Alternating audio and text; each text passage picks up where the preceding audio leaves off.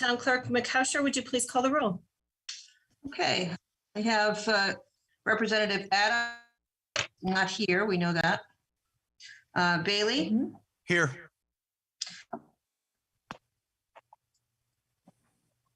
I saw you, Burrell. Aye. Oh, there you go. Right. I saw Bright also. Yeah, I'm here. Okay, thank you.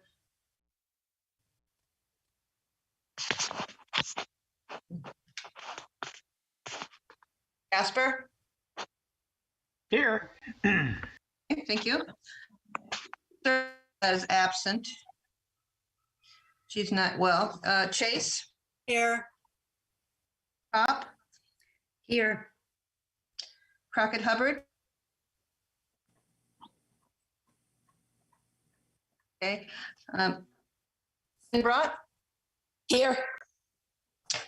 Evan? Here. Brickman? Here.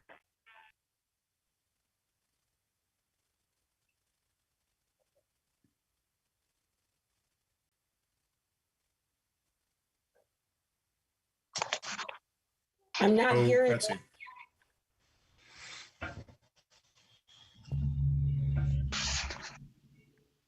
Did you not hear me? I don't, Betsy seems to have dropped off. Oh, Gina okay. Priero? Here. Are you here, Gina? Yes, I think you're frozen. Okay. You're I missed frozen. a few Okay. people. Did I miss any? Fritchie? I missed Fritchie, Gardner, and Gauthier. Weaver. See them. I'm here. Gardner's here. Okay, great. Richie? Thought I saw him. Well, you know, we're in alphabetic order and I don't see them. Okay, I'll keep going and we'll go back. Gustafson? Here. Yep. Mainline? Mainline? Here. Hanscom? Here. Ivy? Here. Jacome? Here. Massett? Here. Merritt? He's here. I know he's here. Norman? Here. Aubrey? Here. Perry? Kristen Powers? Here. John Powers? Here. Pacino? Here. Ray? Here. Scott? Here. Semeraro?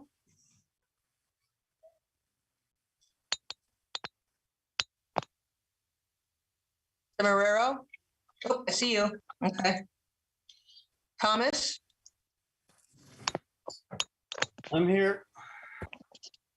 VC Williams?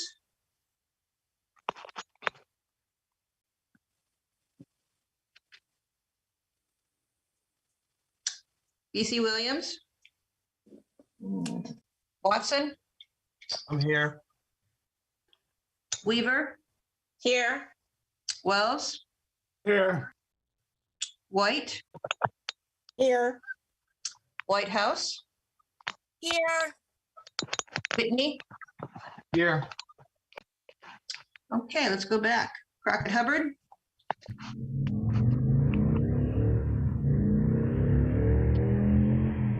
And Fritchie? I still don't see Alfie. Nope, nope. Is Alfie Fritchie, Representative Fritchie? Nope, okay. That's all right here. Okay. What do you think? And moderator Russ is here too. That's 1, 2, 3, 4, 5. What do you have?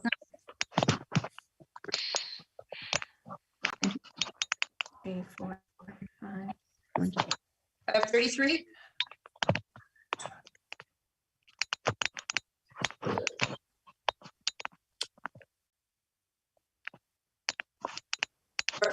Moderator Rusk, are you there? Yeah, I've got 33. Yeah, that's what I had too. Okay. Okay, before we go to our moment of silence, I just want to address something that happened at our last meeting. I want to remind you all that we are in a public meeting. I know we're all in our homes and on Zoom, and so sometimes it feels a little bit more casual, but this is all part of a public record. There were some things that happened at the last meeting that were inappropriate. We expect all representatives to have proper decorum. If you want to read it over, it's 8.5.2. Please just respect each other. If you've got a question, please address me, and we'll go from there. We will have a moment of silence, and then Representative Jacome, would you mind leading us in the pledge? Got it.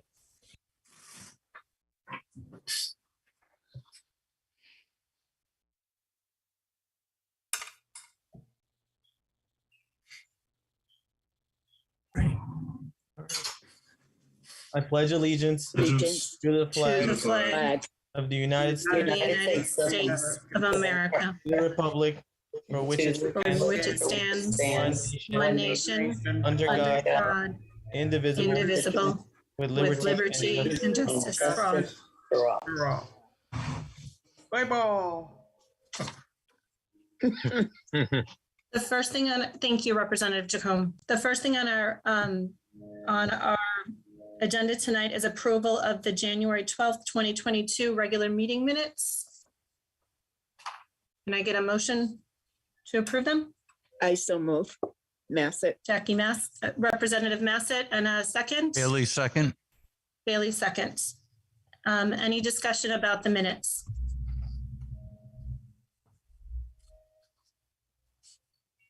Someone's Representative got a Evan? hand up.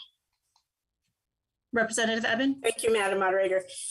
Yes, I had a number of changes that need to be made. The first on page 1 under C, approval of minutes, there's a typo where it has MAD instead of made.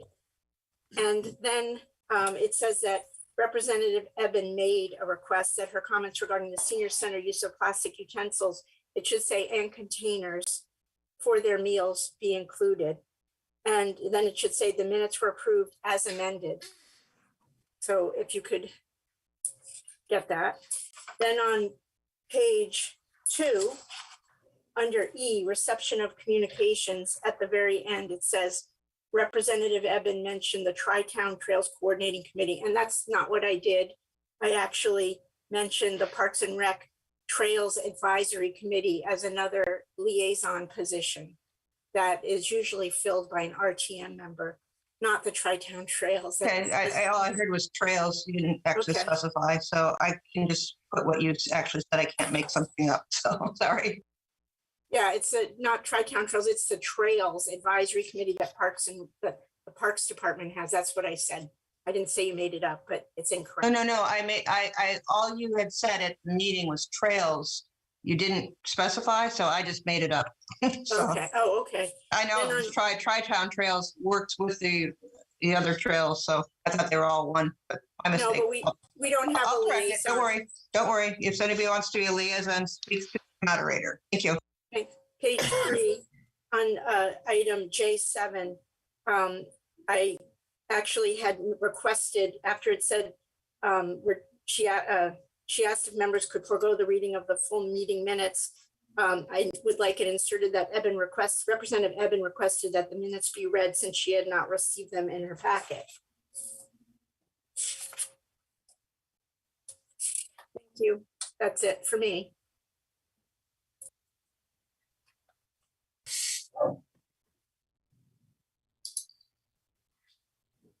Are there any other amendments? No, but I must remind people that minutes are not verbatim, and some things are not ever included in minutes because our meetings are recorded and they're a permanent record forever and in the Ethernet.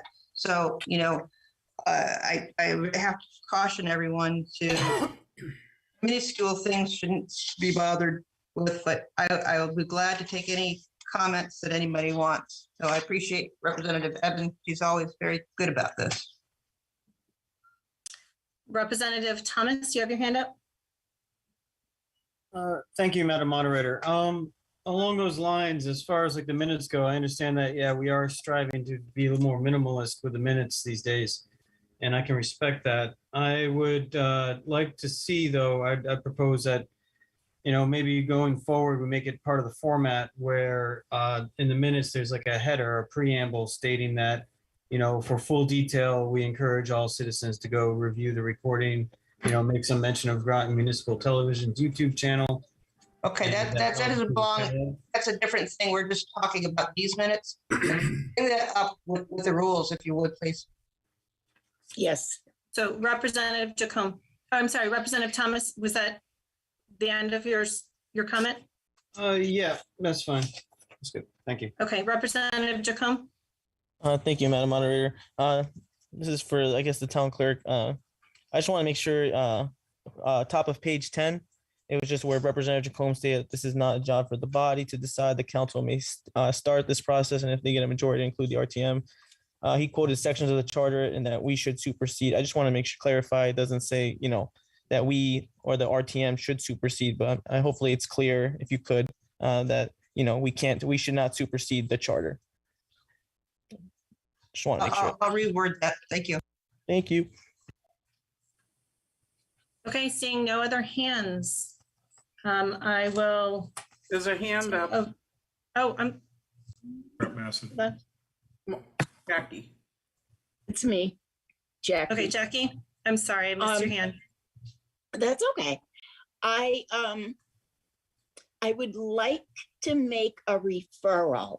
I will read, can Not I right now. reduce the, Point of order.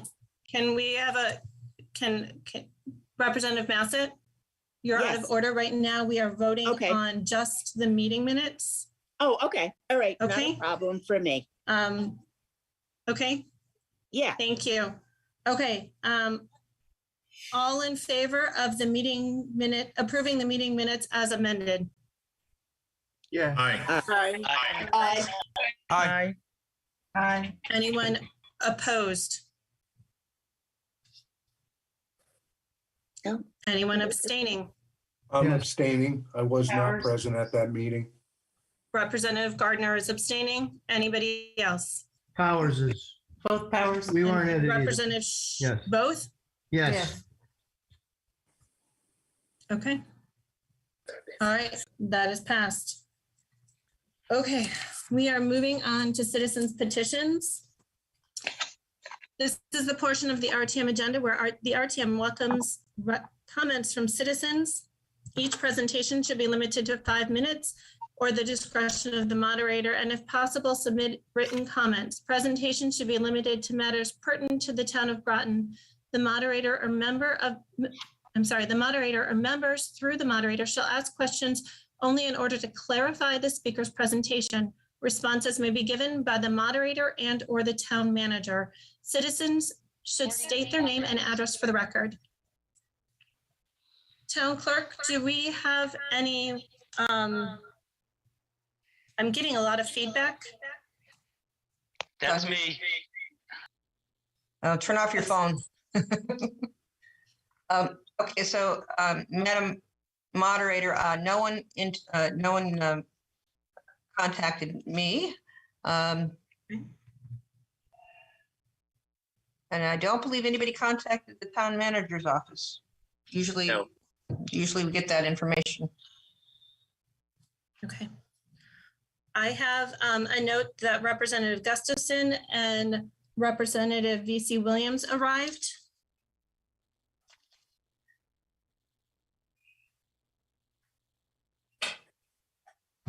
So we are up to 35? Correct. Is that correct? Okay, so since we have no communications, we are going to move on to reception of communications. I have a few things that I'm going to do first, and then we'll open it up for everybody else. First, I did receive a message from Karen Adams that she wouldn't be able to attend. Additionally, she asked that she wanted to make it known that if we were looking at the 7 p.m. time change, that she was not in favor of that. Representative Surf is also out tonight. She did let us know that she wouldn't be able to attend.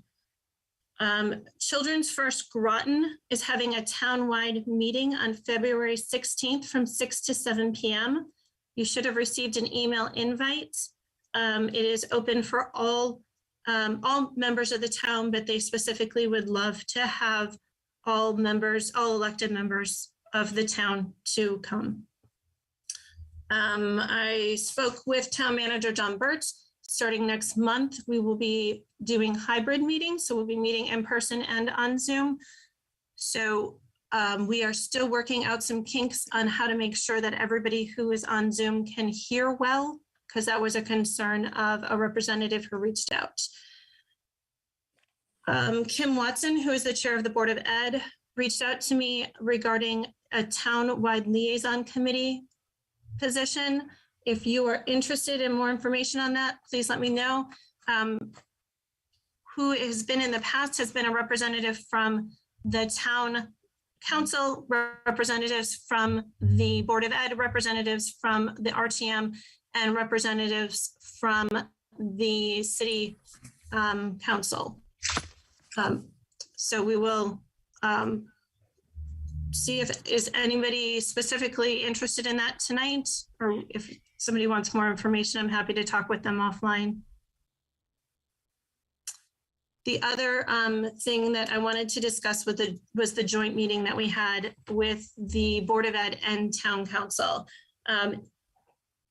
As I understood it, it was supposed to be a presentation and then a question and answer period. It did get cut before the question and answer period got brought up because of some additional meetings that were being held that night. I have reached out to both the mayor and to Kim Watson and asked about rescheduling another meeting. As soon as I know more information on that, I will let you know. Patricia, Representative Weaver, your hand's up. Yes, I just have a question. Can you briefly explain what that liaison position would entail? Or is that in a different format? I will try to send out I don't want to speak about it too much without having a definite definition. So I will get together the information and send it out to everyone. In the past, it has been a meeting about how all of our bodies can work together. Okay, thank you very much, moderator. You're welcome. Representative Evans. Thank you, Madam Moderator. I was just going to refer to Representative Weber and just let her know that it's a meeting where each body updates the others on what they are working on at the moment. It meets once a month at the school administration building, usually at 5:30, and the meetings are super quick and take usually a half hour to no longer than an hour. Thank you, Representative Eben. Representative Jacome. Yes, thank you, Madam Moderator. So I don't know, I think most members here received an email from Tabitha Harkins. So she works for the town as a city planner. There's a ARPA tool going around, so you can see where the ARPA fund should be going. I thought that was really good. I shared that. I think it'd be a good idea to share that on your social media for those of you who have a lot of followings from the Groton.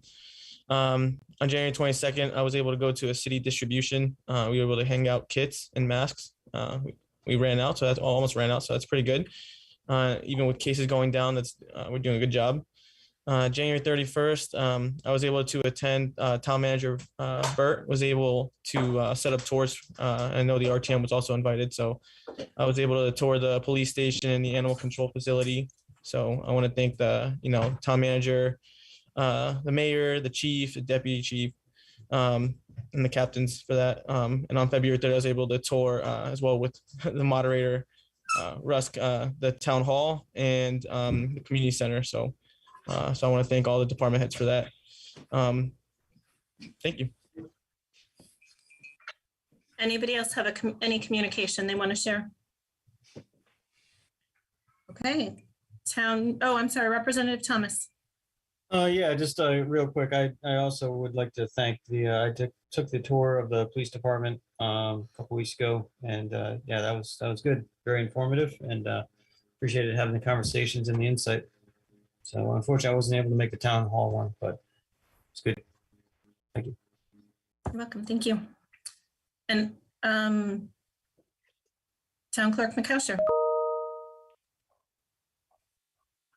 I'm just going to say, if anyone wants a tour of the town hall, or at least my portion, which is I'm more than willing to give you a tour. Thank you. And thank you to all of the town staff who have been willing to stay so late to do those tours for all of us. It's definitely been greatly appreciated. Seeing no other hands raised, I'll move on to the town manager's report. No report tonight. I sent out the financials earlier, but we have John Reiner and Paige Bronk here with a presentation to give. John's going to be sharing his screen. Okay, thank you. Okay, we'll move on to economic development. John Reiner and Paige Bronk are here tonight. They're doing my report.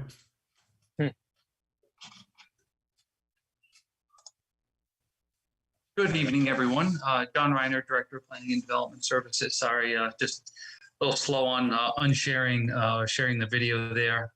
With me tonight is Paige Bronk, our Economic and Community Development Manager. Getting a little feedback. I'm not sure if everybody's muted.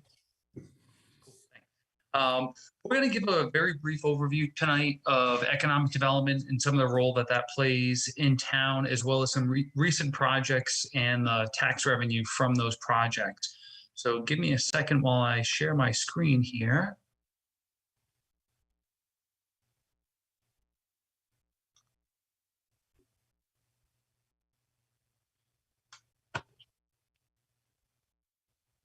All right, everybody see that?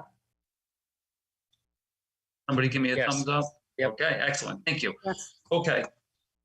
So again, the thing we really want to focus on is economic development. Economic and community development is not just growing the grand list in town. It's really implementing a lot of our plans and projects that we are doing through the Office of Planning and Development, implementing those strategies, those regulations in the short and long term. And much of what we do really focuses on placemaking within Groton. It's improving the quality of life. It's making connections and growing and building upon the assets that we have within Groton, while facilitating that growth and stabilizing that tax base that we do have in town. When Paige and I first started working for the town, one of the things we really tried to focus on was making sure that as an overall economic development program for the town, not just the department, but the EDC, as well as others within the community, we're all working together and moving in the same direction. And, this little graphic here kind of just focused on, what happens when you're not working together versus what it is that we do when we are working together as a team. About 2 years ago, we went and updated and developed a economic development strategy and developing a strategic plan for the town. And again, a lot of the strategies, a lot of the items that many of you have heard us talk about over the years were really some of the guiding principles and that helped set the mission for the town. So again, not just growing the grand list, but you've heard us talk about the fact that now over 80% of the people that live in Groton, that work in Groton, don't live in Groton. So, getting more of those people to live here, shaping those pockets of activity in Groton. So not just focusing on Mystic or downtown, but there's a lot of other areas that we want to see growth and development and build up some cohesiveness there. Working to accommodate and diversify our transportation network, focusing on the great assets that we have within our educational system, and really growing and diversifying the community as a whole. And, last but not least, focusing on educating everyone on economic development, growth and development, and what that is. Paige, anything you want to add on that? Nothing further. I think you've emphasized this kind of a comprehensive community-wide approach. I think that's what's important. It's not linear. It's not one particular variable. It's more of an integrated approach. Thank you. So now we're going to talk about some really specific projects that have happened in town over the past couple of years and what they've done as part of the growth of the grand list. And, you know, looking at the increase in annual taxes with each of these projects. And, you know, one of the things to focus on is sometimes people might see this and, all right, you know, what is it that we're talking about here? And this increase in annual taxes, that kind of bottom line there, that's every year, you know, not assuming additional growth that happens as property becomes more value and additional improvements go into those properties. But for example, you know, the recent addition to SIFT, which was, you know, their second major improvement on that property, added an annual increase over $12,000 a year in property taxes. So that's every year we get an additional $12,000 in extra taxes from this one development, in addition to what a gem that development has really been for downtown Mystic and as well as for the community as a whole. Anything you want to add to that page? Sure. We have a series of slides that we're about to show you, and most of the projects are small to medium size. We always like to talk about what economic development is because it's a confusing term for many people. We have Pfizer and electric boat. Some people think that economic development is landing that next big fish, but in reality, much of the change that we'll experience would be projects just like this. And they tend to be small to medium size, but the aggregate of these through the community are what really transforms Groton for the better. So you're going to see that theme as we move forward. And also a lot of these small projects are what we spend a lot of time nurturing and helping these small business and medium-sized businesses grow over time. The Pleasant Valley, sorry, you go, Paige. Pleasant Valley Apartments, that was done by AR Builders, not far from the Navy base. We've been talking about the need for housing for a number of years, and it has been reaffirmed by the market. Initially back with the market analysis in 2016, it was referenced, but we've had a housing study done, and it continues to be reaffirmed by multiple data sources. AR built this, and it's a 3-phase development, and each phase of construction was actually leased up quicker than the last, which is obviously an indication of demand and success. 147 units, as you can see with these slides, you'll note several numbers.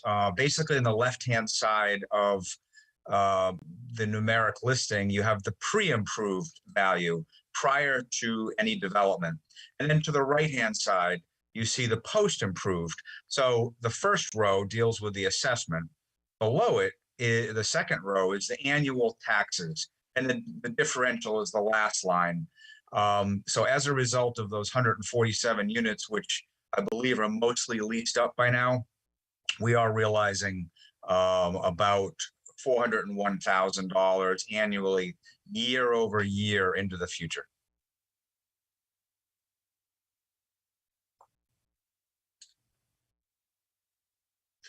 So another smaller residential development that we saw multi-units was the Villages at Bluff Point. This was a development that was done by Jonathan Rogers, a total of 19 units. And again, something right on Fort Hill Road, a short walk to our Pequannock Bridge area, as well as Bluff Point State Park. And this is something that has an annual increase in taxes of just a little over $77,000. These are a little bigger units. They have some additional amenities associated with them. One of the things that we've always talked about is a variety of housing. So that's really important. It's not a particular type. People will say, we need more affordable housing. Others will say, well, we need more housing to deal with, you know, management at Pfizer and Electric Boat, and we need small housing, large housing, rental, affordable. The answer is we need a variety of options, and they need to be spread out throughout Groton for all neighborhoods and all users. And I think some of the recent examples that you see do that. We have some small, some medium, some larger, and there are different price points as well. And that really is the best way to try to provide for housing needs within Groton. And for any of you that want to do a bit of a deeper dive looking at the housing needs within Groton currently, just a few months ago, we wrapped up a town-wide housing study looking at the demand of housing based on where we are today and over the course of the next 8 years and what that demand was. That was a project we did with Coyne and Associates, very thorough, and I would encourage all of you to take a look at it. It's on the town's webpage. Grand Wine and Spirits on Route 12. Actually, this is one project on Route 12. There's another one we're going to talk about shortly that's directly across the street. I'm sure people are quite familiar. This used to have buildings on the parcel as well. The buildings were older and their life expectancy certainly was not as long as this new construction done by Chuck Bowe. Obviously, it's a good sized building. It's not yet 100% occupied. Obviously, there's Grand Wine and Spirits. There's a restaurant, but there was at one time an idea that we would have a Starbucks kiosk off to the side. That likely is not going to happen. And then there's one remaining vacancy in the building itself. So in reality, I will call attention to the bottom line. In comparison to the prior taxes to date, we're actually $685 less in annual taxes than we were before. And that was kind of a head scratcher to some degree, but know that it's not fully occupied. Know that this building replaced another building with businesses. So there is somewhat of an offset sometimes when there's a redevelopment. And there are a lot of improvements that don't necessarily get quantified. For example, this project has sidewalks all around the property to better connect pedestrians. Also, there was a major infrastructure problem at this location, particularly stormwater that was flowing down the hill. It wasn't captured anywhere. And there's an underground storage detention facility that is basically in the front parking lot of this development. And so I think we are looking to grow the grand list, but sometimes we don't necessarily get the large increase that one might assume, but we gain other significant benefits such as better building, improved infrastructure, pedestrian access, and how it might complement towards other projects in the area.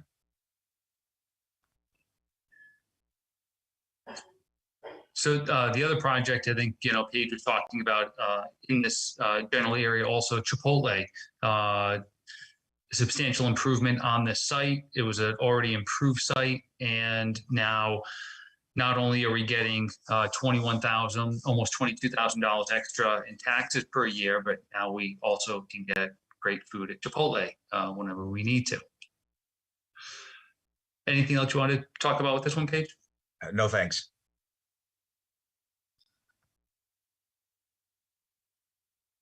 Popeyes, that's in the heart of our downtown area. I have to personally admit, I've been in Groton for 6.5 years, and the former Tim Hortons location was probably my personal pet peeve. As when we would go to some retail conferences pre-COVID, my joke to a lot of the developers I would meet, if you will fill this, I'll buy you $100 steak dinner. And it was important to actually fill that cavity, because as we're dealing with redevelopment in the downtown at that corner location, having that vacancy was really an eyesore. And so we are fortunate to have finally occupied this site, and there is a need for fast casual food. I know some people might say, geez, we don't more higher end, or we want something else. But there is a tremendous need for fast casual. And I think it fulfilled that need. It's a small lot. We definitely needed the right type of tenant. You can see the numbers regarding assessment, annual taxes, and there is a net increase in annual taxes year over year of almost $3,000. So this is one of those more substantial developments that we've seen over the past few years. The standard building down in downtown Mystic. If you've been in downtown Mystic recently, you can't miss it. This has 14 residential units, some mixed-use retail, and when you look at the increase in annual taxes as well as assessed value in this property year over year, it's quite substantial. Again, fulfilling a need of that, as Paige was talking about, different price points of residential units that people want in downtown Mystic as well as across the town, and fulfilling the need for more retail space in downtown. This project also has parking underneath. Obviously, there is a good portion of downtown Mystic that is within the floodplain. So there is a reason why they couldn't do finished floor development at grade. So through proper design, they use the underside of the building to accommodate some of their parking needs. Yeah, interesting. I saw an article in today's paper of the day talking about parking in downtown Mystic, and it spoke about how many of the developments on the Groton side of Mystic lately have not been adding parking with their new development, and that was wrong, because this development, as well as others, have added the required parking that our regulations call for. And, as Paige said, this building was built above the flood zone, as well as with parking underneath the building.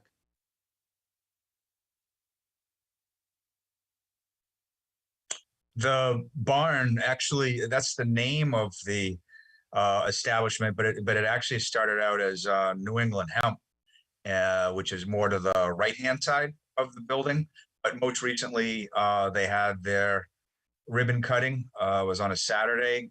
Great event, well attended, and it's a fairly small parcel that has been adaptively reused and is really contributing well to our Pequannock neighborhood.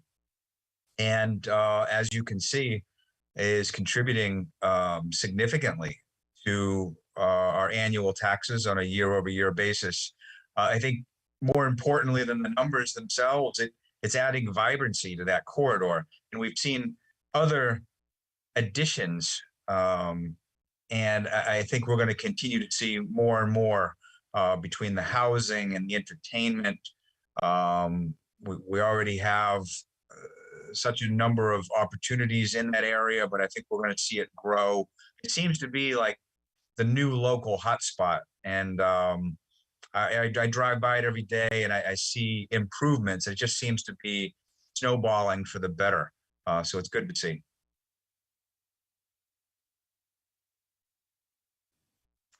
Another great improvement that we'll see starting construction sometime in the near future is the redevelopment of the Chelsea Groton Bank headquarters.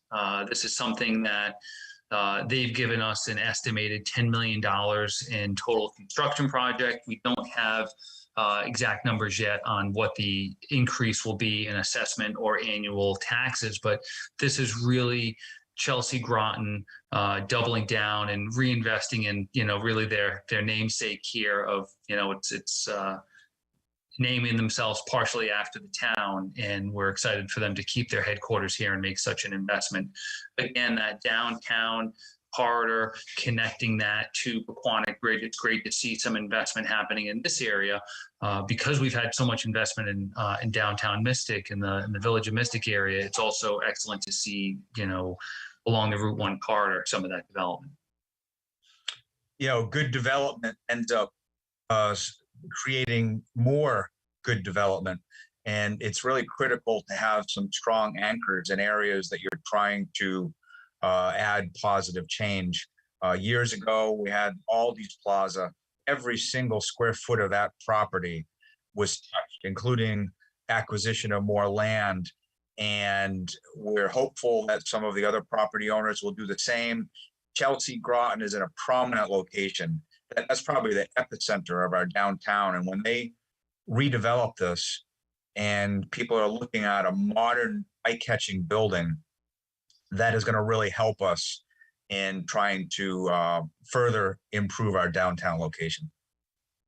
Yeah, we really see a correlation between when buildings and properties start reinvesting in an area, it starts becoming something that we see happen with more of the properties. The Days Inn conversion, there won't be much, if any, new development per se. They're going to use the existing building, but it would be converted to apartments. Again, we had already talked about the need for housing, and Don referenced the Camoin housing study. There's an incredible demand for housing over the next 5 years. And we do not have an adequate supply of new housing to meet that demand. So private sector developers, as well as the town of Groton and others, even employers, I've heard this directly from major employers, that they are having some challenges. And when they are bringing new employees in, and the new employees are paying too much for the housing for a substandard housing unit, and it's taking them too long to move in, that's when it starts to impact your employers. And I have personally heard that from major employers in Groton. So the former massage school, also along the Fort Hill Road area in Pequannock. So this is now the third project that we're showing you in that very small area. This is something that Jonathan Rogers is also looking to do. So they recently had their first phase of the project approved by the Planning and Zoning Commission, which was 5 units. Again, 1154 Pequannock Road, and they are proposing to do a future mixed-use development along that corridor. And I think that's going to be something really exciting, adding some vibrancy and reinvestment to that area. And it's great to see a developer that has a success on one project in an area realize, okay, this is an area that they can invest more in and contribute to the community. And that's what we're seeing happening here. One last comment on that, John. What's really, really interesting, not only are they retaining the existing building, but people know that that existing building is somewhat perpendicular to the road right now. The developer intentionally, with the new construction, will put it parallel to the roadway. So it'll almost be like an L-shaped configuration, and starting to define that roadway. People probably know of this pretty long parking lot now, and you're going to see that being converted into something that's far more pedestrian scale in the future. A project that we've been talking about for some time, which was recently approved by the Planning and Zoning Commission, was the former Sealy School, also known as Creighton Square. This received approval from the commission for 305 multifamily housing units. The increase in estimated annual taxes is actually, we think it's a little on the low side for this number, but when we make these projections, we want to make sure we're being conservative and not overestimating these.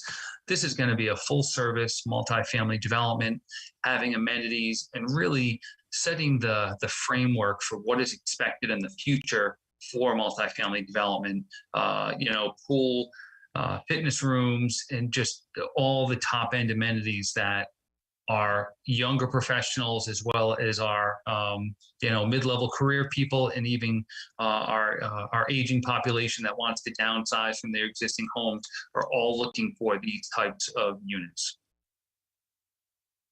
Just to reiterate that point, this will be the poster child to some degree of modern apartments. And I know many are looking at this. There's an expectation that they probably will be leased up fairly quickly with people that work in Groton. Groton Heights, we've talked about this for a while, and I think we've been fairly open about this. So has Thayer Mahan. Thayer Mahan will acquire this property, and we have been working with them. Also, been working with the city of Groton on this. I think as a collaborative effort. And although Thayer Mahan has a big name, they're really a smaller company. That's a fast-growing company. As a result of their size, they were definitely hampered during COVID, and like many small businesses, definitely growing, but things did slow down. And Rich Hine from Thayer Mahan had advised the council on that level, but we are eager to move forward. And this existing building will be retained to become the Thayer Mahan World Headquarters. There is a plan, hopefully in the future, that they would add a second building on the parcel as well. So obviously you can see our anticipated increase in annual taxes with the one building is $50,000. There are no taxes paid today and haven't been for ever, really.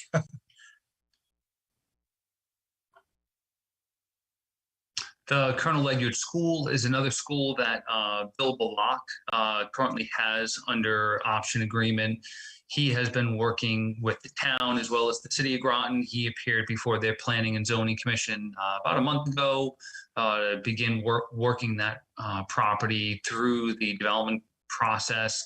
They're proposing 55 units on the site, utilizing the existing building, most likely adding a second story to that existing building, and developing in the back of the property as well. Again, this is a property that today and in the as long as anybody can remember has not paid taxes, and once it is developed will be positively contributing to the grand list in Groton. Another collaboration with the city on this, with these projects, we had representatives from both the town and the city doing the reviews. The estimate, it is an estimate, 55 units. He's going through the process now.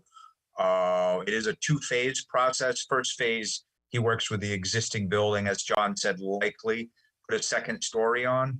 And then the second phase would be to the rear of the project. That's not yet been planned, but he envisions additional units at a future date.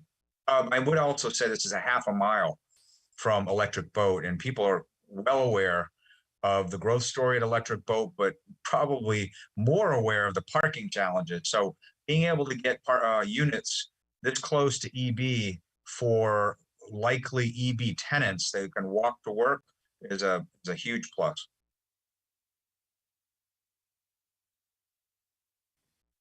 One other property we do want to talk about a little bit is the 517, 529 Gold Star Highway parcel. This is a piece that we've been marketing for some time. It is currently under agreement by a company called PJ&A. They have assembled some other properties adjacent to this and are currently working also with AR Builders, who had built that other multifamily housing development that we had shown before over in the Gunchewamp Road area. They do not have any renderings or nice pictures to show it yet, but we're thinking it's going to be somewhere in the 250 multifamily residential unit type of building, and style is going to be somewhere between the other project that they built and the Sealy School. So we're hoping for another nice high quality project that meets the housing demands within the town of Groton. It's important to note this is somewhat of a kind of a public-private partnership. The highlighted properties are town properties. To the right, there are two other parcels, and that was the former Shetucket Plumbing, at least the one that's directly adjacent.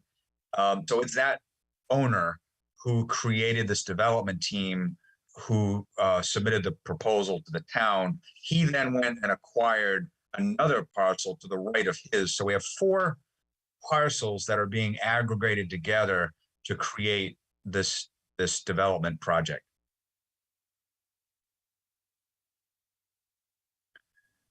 So this slide really just kind of brings it together with, assessed value, pre-improvement, post-improvement, and looking at that difference in assessment, as well as the difference in annual taxes that we'll see post-improvement on all these developments. Now, do notice there were a number of those projects that we're talking about that, the taxes were to be determined. So those are not incorporated into that difference. So those will all get added to this number once those go through the approval process and are actually constructed. Yeah, so the number on the bottom right is really the net gain, and it's a conservative number. We definitely think that number is going to be higher. We have other projects that are in the pipeline that are not yet, they're not mature enough for us to actually demonstrate at this point in time. That 1.5 million are projects that are reasonably far enough along where we can assume they're going to be finalized quite soon. Either they've acquired the property, they've gained their zoning approvals, they have begun demolition and are ready for construction, that type of level. So we're pretty comfortable with that conservative estimate about 1.5 as a baseline, but it will be higher moving forward. And with that, we're happy to answer any questions about the items we went over, or if there's some general questions. I know you have some other items on the agenda, so we don't want to take up too much time, but again, here to answer any questions. Mr. Reiner, can you just make sure that you send this presentation to me so I can include it with the permanent record? Will do. Thank you. Thank you so much for your presentation tonight. I do see some questions. So Representative Eben. Thank you, Madam Moderator, and thank you, Mr. Frank and Mr. Reiner. I did have 2 questions. One, it's wonderful to see this increase in our grand list, but it's not just like a profit to the town. There's services that are going to increase with especially the residential and the commercial development. And so I just want to know if you had done a cost of service analysis to estimate how much the services would increase the cost of those services with this residential development and all of the developments, because that would allow us a little bit to put this in context and see how many more, how much larger our school budget will have to be, and other services that the town provides, public works, et cetera. Your pay.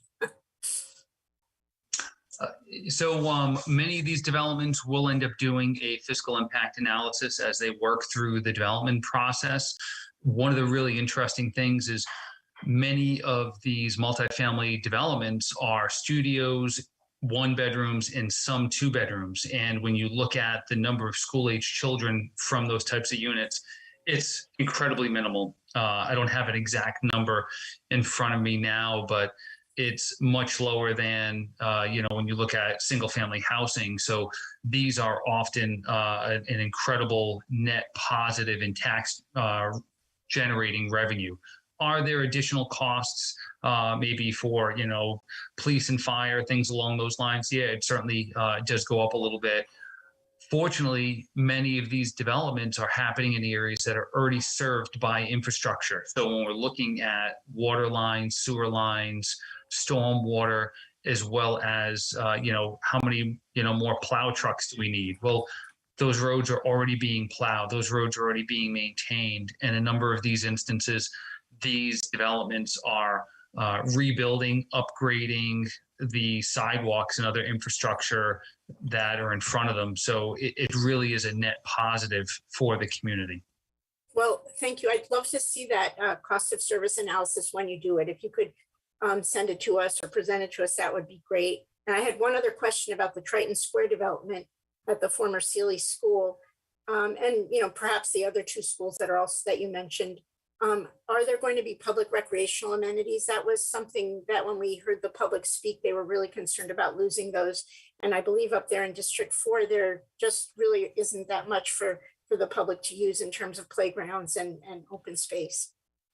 Yes, so at the Sealy School, there will be a public amenity open to the public on the property.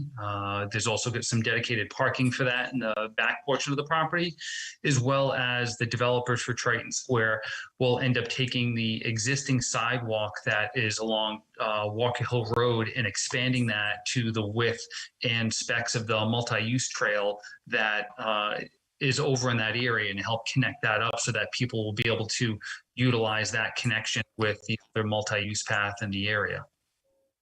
Thank you. Representative Reiner, can you stop sharing your screen? There was a request to go back to gallery view, please.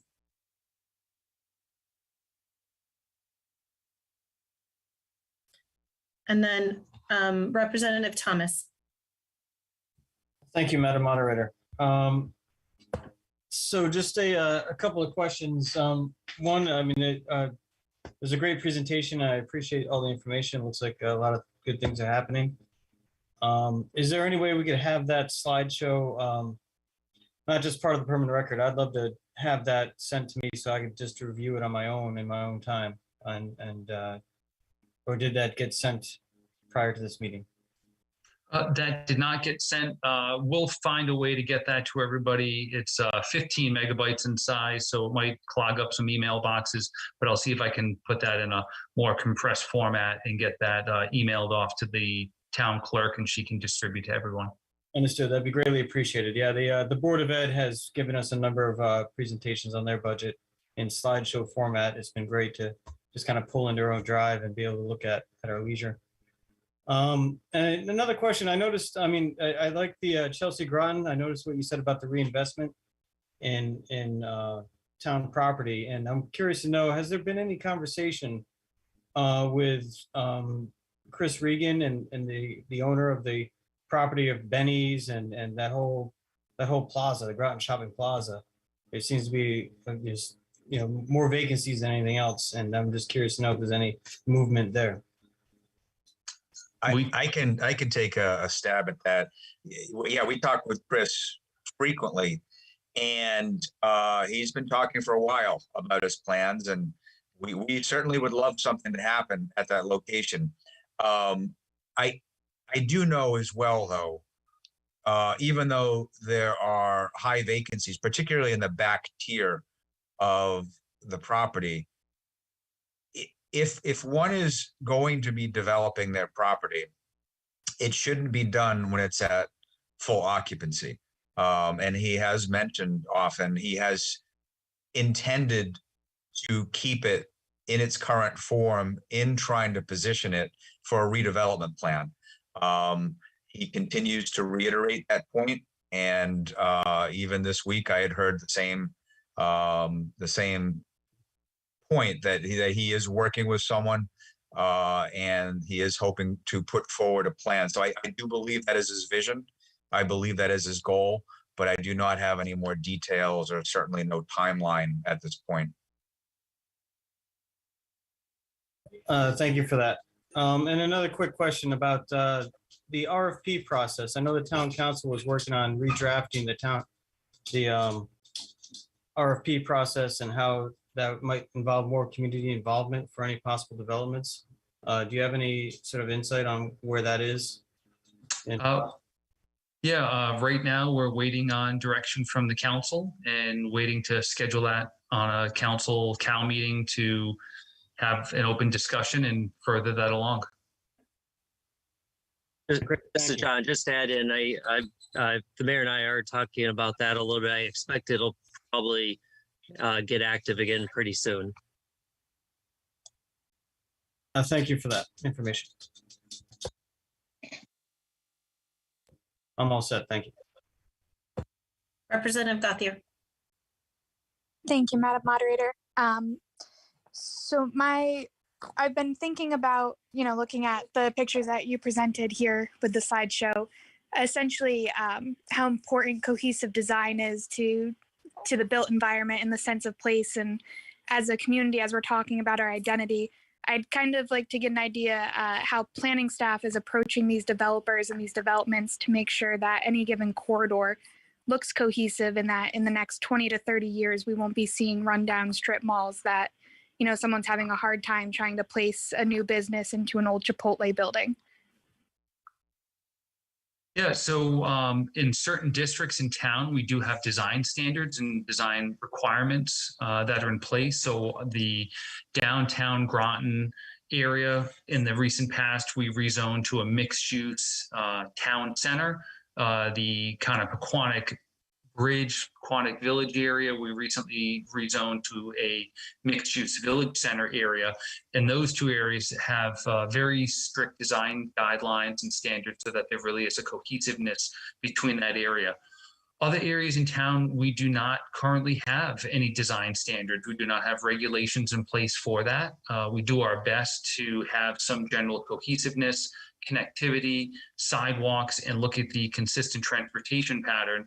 But there's also only so much that we can do on a parcel by parcel basis. Some of these other districts in town, it's difficult because of the chopped, for lack of a better term, chopped up nature of some of these small parcels.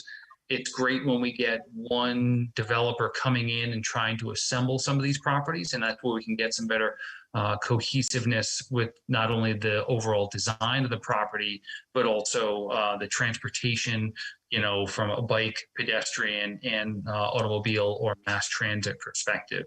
So it's something that we're always trying to integrate, but there's also only so much control that the town has and that the Planning and Zoning Commission can get people to do.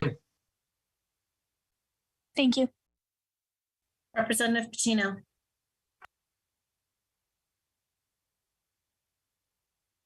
Didn't even realize I had my hand up. I must have clicked on something by accident.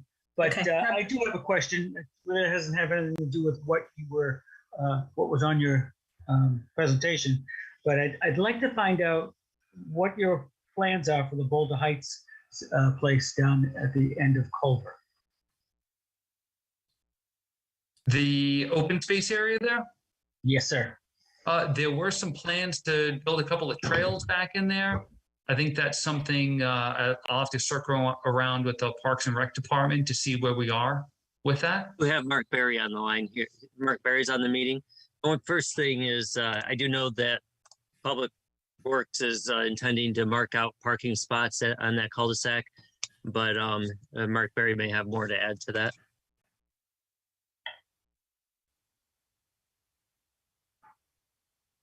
At least his name's there, so he could. Yeah, sorry, John, I was downstairs. My grandson's in the house, so I was spending a little time with him. So yes, we have started working with the Groton Conservation Advocate Group. They helped design some trails for us out in what's now the Sassacus Nature Preserve. We'll also be working with them over once we get the deed straightened out for the Maple Glen property, and hopefully we can also work with them on this parcel, the Boulder Heights parcel, to design, and then the park staff would clear the trails. So that's something on our radar, but we have not done that yet.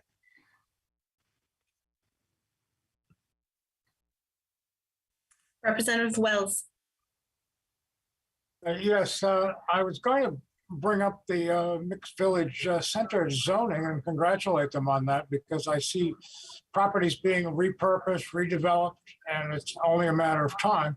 And the assumption that things will be forever the way they are now isn't necessarily the case.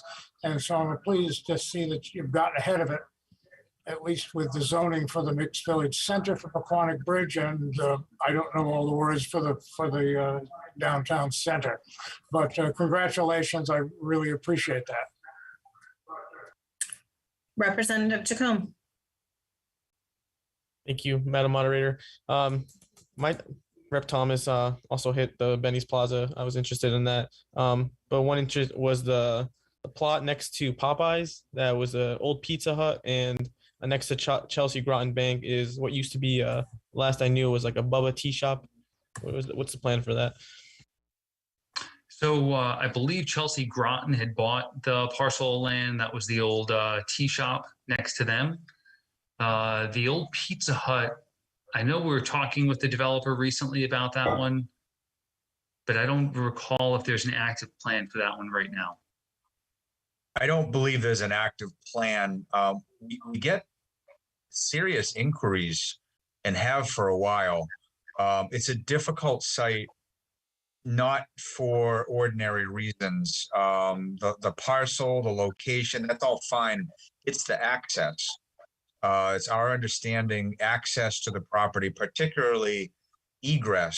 The state will not allow a turn out to the left, and that poses a problem.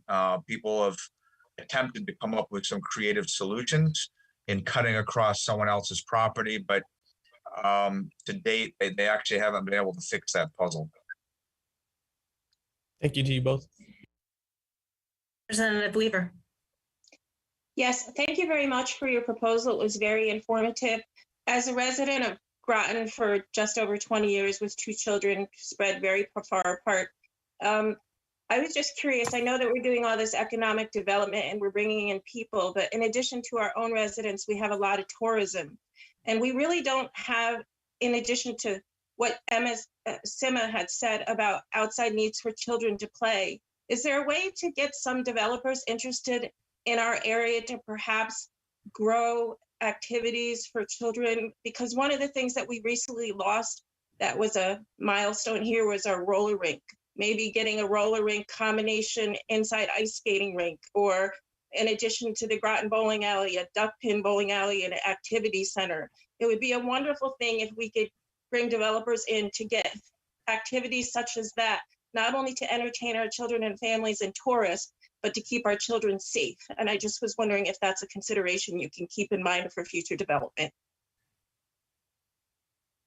Yeah, certainly, we're always looking for not just more restaurants or more offices or more businesses, but also more recreation opportunities.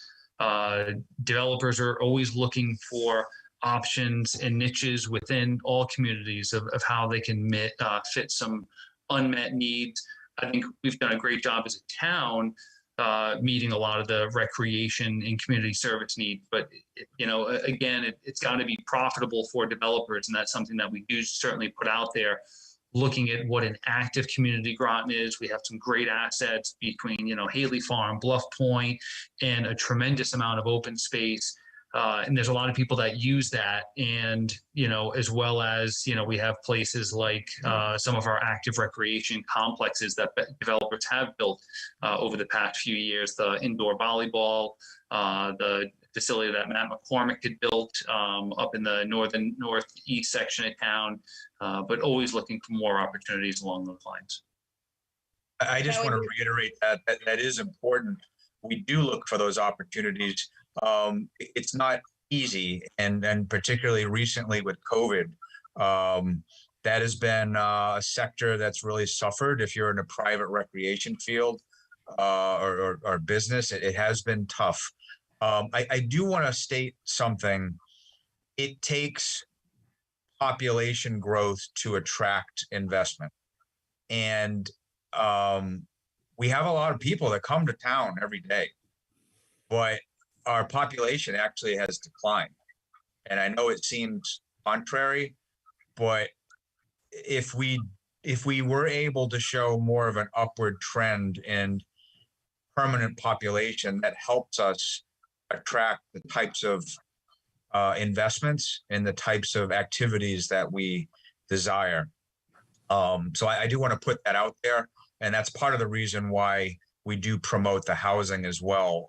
When we deal with investors, they want to know what's your population growth. And unfortunately for Groton, if we go back over the past few decades, it's not just flat, it's actually declining. So we have to do a little bit better job with that. And I think that's going to help us attract the types of investments that we really, really want. Well, I think we could personally capitalize on that, because I know that while our internal growth isn't, growing, but I don't know how you conceptualize the tourism that we get in this area. And like, for instance, aside from COVID, like NASCAR and facilities such as that, they tend to bring in a lot of money. And also, we've been blessed with these 3 beautiful schools in this area, which we're already outgrowing. So I think that is conducive to maybe making a niche with these developers to do some inside internal access to grow for inside use for our families, young children and older children alike. And I really think it would be wonderful. I know we have the outdoor skating rink by the library, but my daughter was a competitive figure skater most of her life and used the Norwich rink, which was mixed use. It was a rink, but I think we can consider something like that families can use. So I just wanted to raise it as a consideration because I think especially in the summer and winter months, families like an opportunity to go inside. And I just think it's a consideration that you could maybe take to think about. So thank you very much for your time. Thank you. Representative Norman. Hi, I wanted to back up what Representative Weaver said and add the additional piece. I've met sort of a number of the newer folks coming into EB at the dog park recently and talked to them both about some of their struggles to find housing. And so appreciating that and what they're going through. And then additionally on ideas of kinds of other commercial or recreational spaces to bring in, I might recommend something like rock climbing gyms or some of those pieces, as I'm seeing some of these folks who are coming in and that it like, and as someone who moved back into this area about 3 years ago, those kinds of recreational areas I think could be really useful, that sort of more outdoorsy type that we are attracting and what makes Groton great. Yeah. No, thank you. And yeah, and those are industries that we talk to, that we market Groton to. You know, I think we can't stress enough the point that Paige made, that when developers and investors are looking to invest in this area, whether it's for a restaurant, an office, a recreation component, they're looking to make sure that they can make money on it. And often they're looking to go into growing markets. And when they look at a community like Groton, that over time our population has declined, that gives them pause. We have done a great job investing money in our 3 new schools. We've been lucky that the state just, rebuilt their technical school here. So in the very recent past, we've seen 4 new schools, a tremendous amount of infrastructure improvement. But without population growth, I'm not saying it's impossible, but it's certainly difficult to attract some of these different recreation types of facilities. And it's something that I think we'd all love to see, and we're actively pushing that. We're not the ones that, we can't control where the investors are putting their money. We do the best job we can.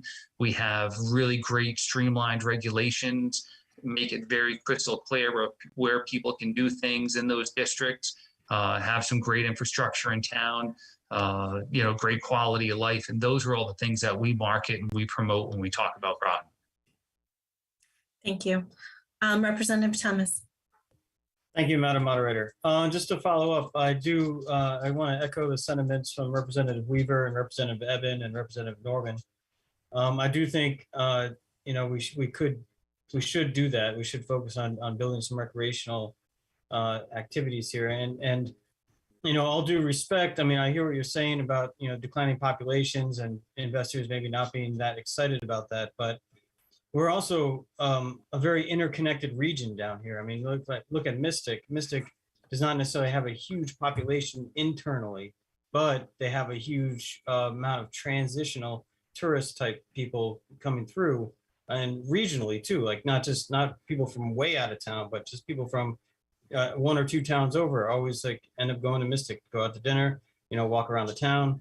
So, and to my point, when I asked earlier about the RFP process, yes, from one point of view, you necessarily can't direct investors to do certain things, but you can sort of guide a project or guide a town and overall development. And this sort of ties into a larger point, as far as having a master plan or sort of an overall concept of what sections of town could we do here? Okay, we got a lot of residential, all right, so let's put in some recreational space here. Let's build some attraction events, so with the RFP process, one of the reasons I'm interested in that is because with the RFP, you can guide the development that you want to see happen in town. And that's how the community can be involved before negotiations occur, before, all the stuff that requires executive session. You start creating the RFP, that's where you can shape the vision of any sort of section of town that you want to develop. And if you have this idea of a mixed usage or you want to kind of counterbalance recreational versus residential and retail, you're looking at those three main components. You can use the RFP process to guide developers, and then you start seeking the people that specialize in that. And then maybe they could come in, take a look around and say, oh, you know what? Well, this area here, we could do something like, you could just, open the conversation to a broader audience instead of just focusing on purely residential. Thank you. If I could just, Go ahead. sorry. Sorry, go ahead. Can I just respond to that? Absolutely. I think that's entirely accurate, that the RFP process can be used to better guide. I just wanted to just maybe provide a little bit of history. It wasn't that long ago when Groton was really, really concerned about its tax base, specifically as a result of Pfizer demolishing a building. And it was all hands on deck. We have got to build the grand list. And as a result, there was an increased focus on economic development. There was a focus on trying to take some of these vacant, publicly owned properties that have been sitting around for a long time, not yielding any tax benefit, and actually try to convert them. So that was, pretty much the first round of how we were going to address economic development. And we did market analysis and marketing, and we've learned a lot. I can personally say the first RFPs that we put on the street, people would ask, where's Groton? And we would only get maybe one or two submittals. These days, I think we have elevated the bar. We are getting more interest, and we can have the ability to refine a vision. But up until now, we really hadn't been provided a vision where people would say, we want more than development. Recently, people have been commenting, and we have members on our committee doing the review of proposals, but it hasn't always been that way. So I think we're always evolving, and I think we're always open to ideas. And if people have an idea for a particular property beyond simply adding it to the grand list, that certainly could be incorporated within the RFP. Thank Representative you. I'm sorry, Representative Powers. Thank you, Madam Moderator. I only have just a couple of statements that I would like to make, and it's in regards to how you go about developing things. And I think that Director Reiner and Paige have done a great job with what they were asked to do when they first came to the town. But more importantly, when you do a commercial development or you go to redevelop property, you have to understand that the first thing developers have to do is that they have to have money, and then they have to show what the return on their investment is going to be in order to get it.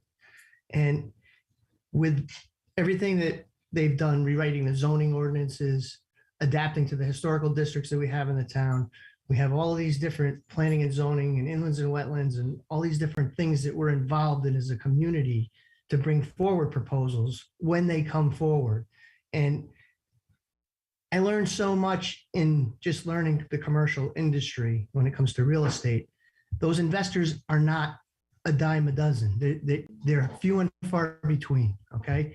And what we don't see as a body here is that process. And I think that, at some point in time, you need to walk yourself through it to understand what a request for proposal is, and to understand the confidentiality and the non-disclosure agreements that go into the things that have to go into the projects before they can ever be brought transparently to the public. And I think those things need to be discussed. This isn't the place to do it, but if you have questions, I think you should bring them to these two gentlemen who've worked endless hours, that have master's degrees in everything that they do, okay? And we're sitting here nitpicking them as to how they're gonna do their job for our town, and I don't think that's right. So that's all I have to say about it. And, Point of order. I think you've done a good job. Point of order. Point of order on the nitpicking comment, please. Let's just stick with the rule 8.5.2, please. Yeah, decorum.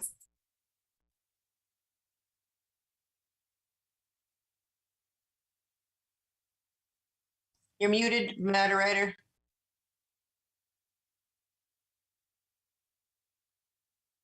You're muted, Madam Moderator. Thank you. All right, I'm going on round 2 with Representative Weaver for a second comment. Yes, I raised the point because, as you know, life has changed since COVID. Life has changed not only our communities, but our children too, and they've been isolated. So I just think that additionally, I did work in the planning section at Pfizer, so I'm aware of the RFP process. I just think sometimes ideas just need to be generated. And because we do live in a tourism community, as another one of our representatives said, it's just an opportunity to consider other outlets for building inside spaces for our children, because we are all taxpayers. And if we want to attract new people to live here, we have to have places for their children to be entertained safely. And that's my final comment. So thank you for your consideration and to possibly bring that to the attention of any developers. And there is a possibility for revenue on return. Parents will be willing to pay a certain amount of money to have a place for the children to be safe and have fun and be active. One of the biggest things and concerns that I see on community forums is people are always asking where we can have birthday parties and have functions for our children. So if we could just keep the family component in mind, in addition, that would be wonderful. Thank you so much for all of your hard work for our town. No, thank you very much. And trust me, it's something that we're actively looking for. I think Groton would do great with, I think somebody said a rock climbing gym. We've spoken to, those types of groups and facilities before, as well as many other indoor recreation or space spots. As a parent of 2, well, not so young kids anymore, I get it. And, I was always looking for those spots for them to go in. And I think, a number of folks have said how, challenging it's been with COVID over the past few years. And I think that's really put a strain on a lot of our indoor recreation, whether it's the small gyms, the karate studios, the town parks and rec programs. It's all been a real struggle. And I hope as we start to get accommodated to this new way of life, those small businesses will start showing some more interest again and, see that, hey, we have a great community and there's a lot of investment opportunities here. So it's something that is certainly strongly on our radar. Thank you. I'm going to go to people who haven't spoken yet. So Representative Gardner. I move that we move on to our next item of business. Okay, is there a second to that? Second. Okay. I have the discretion. Actually, I'm going to say all in favor. Point of order. 2/3. It's a 2/3 vote, right? So actually, if I can ask the moderator, or I'm sorry, ask the clerk to do a roll call vote, please. Sure. Okay, but who seconded that motion? There's nothing on the floor. Who seconded that motion? We're asking to end discussion. Representative Gardner, are you asking? Motion to table this. Okay, thank you. Thank you. It's a motion to end discussion. By Representative Gardner, who seconded it, please? Crickman. Can you get me a thing? I spilled my water everywhere. Representative Eben, you're on. Sorry. You're not muted. Okay, Representative Bailey? Yes. Yes or no? Okay. Yes. Okay, thank you. Burrell? Yes. Right? Yes. Casper? It drives me crazy on this. Okay. Oh, great. Case? If you could please mute if you're not voting. Chase? No. I didn't get Casper. Okay. Cop? Yes. Casper's no. Okay, thank you, Casper. I'm being honest. Dean Shinbrot, Yes. Evan, No, and I apologize for the unmuting. I just spilled water all over. that's okay. Fritchie, Yes. Yes. Gardner, Yes. Gothier, No. Quinipiero, Abstain. Gustafson, Abstain. Hanlon left. Hanscom, No. Ivy, Abstain. Jacome. Abstain. I just want to caution you, when you abstain in a vote like this, it's actually a no. Massett, Bassett, you're muted.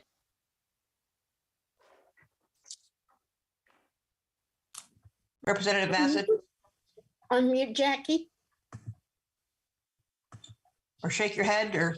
Okay, I'll come back. Merritt,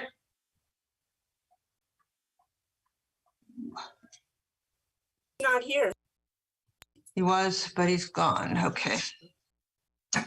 Norman, No. Aubrey, No. Powers, Kristen, Yes. Powers, Sean, Yes. Tino, Yes. Hey, Yes. Russ, oops, sorry, Scott. Representative Scott.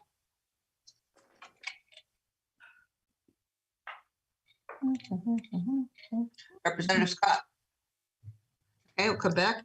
Sombrero, Yes. Thomas, No.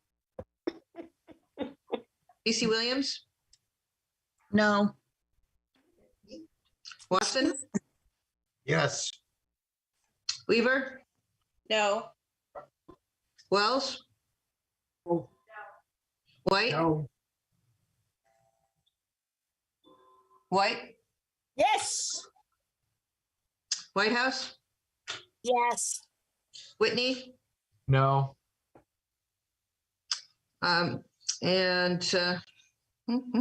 Rusk. I'm going to vote no. And Frickman was a yes. Thank you, Frickman. We don't have enough. We've got 17 to 13. Yeah, I Four. figured. The motion failed. So I'm going to move on to the two people who have not spoken yet. I'm going to limit discussion to 2 times. So if you've already spoken twice, please put your hand down. Representative Eben. Thank you, Madam Moderator. I just wanted to ask Mr. Bronk and Mr. Reiner.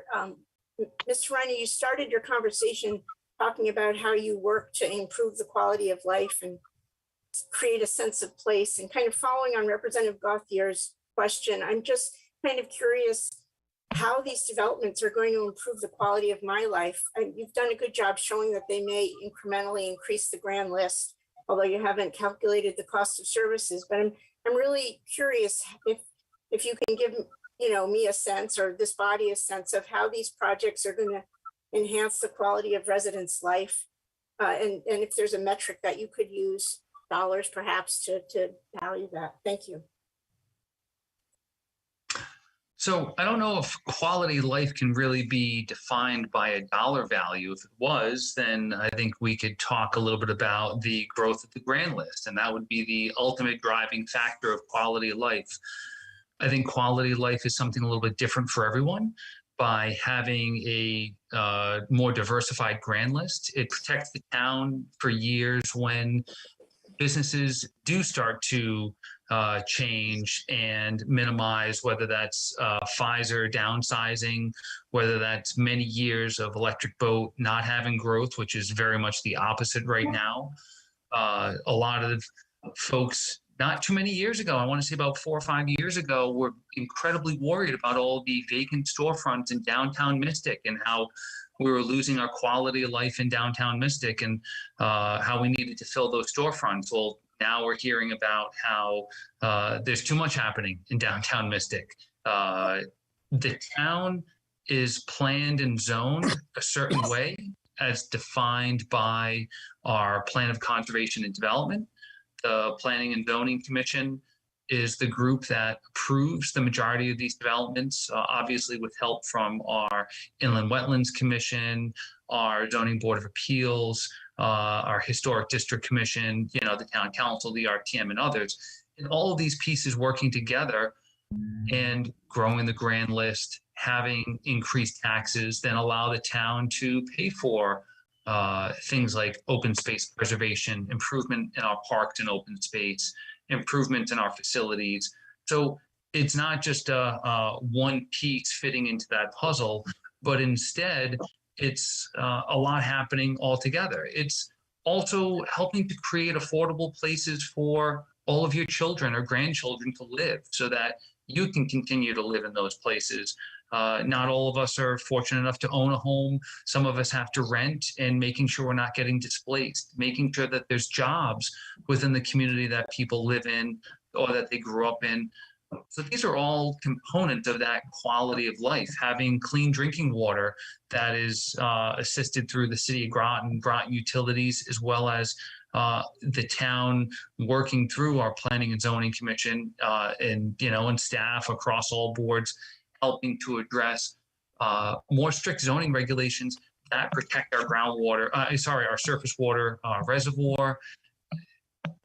It goes on and on. It's one hard thing to define, what is quality of life, and to each person it's something different. To some folks, it's having more restaurants, it's having more access to social services or other public services, private services.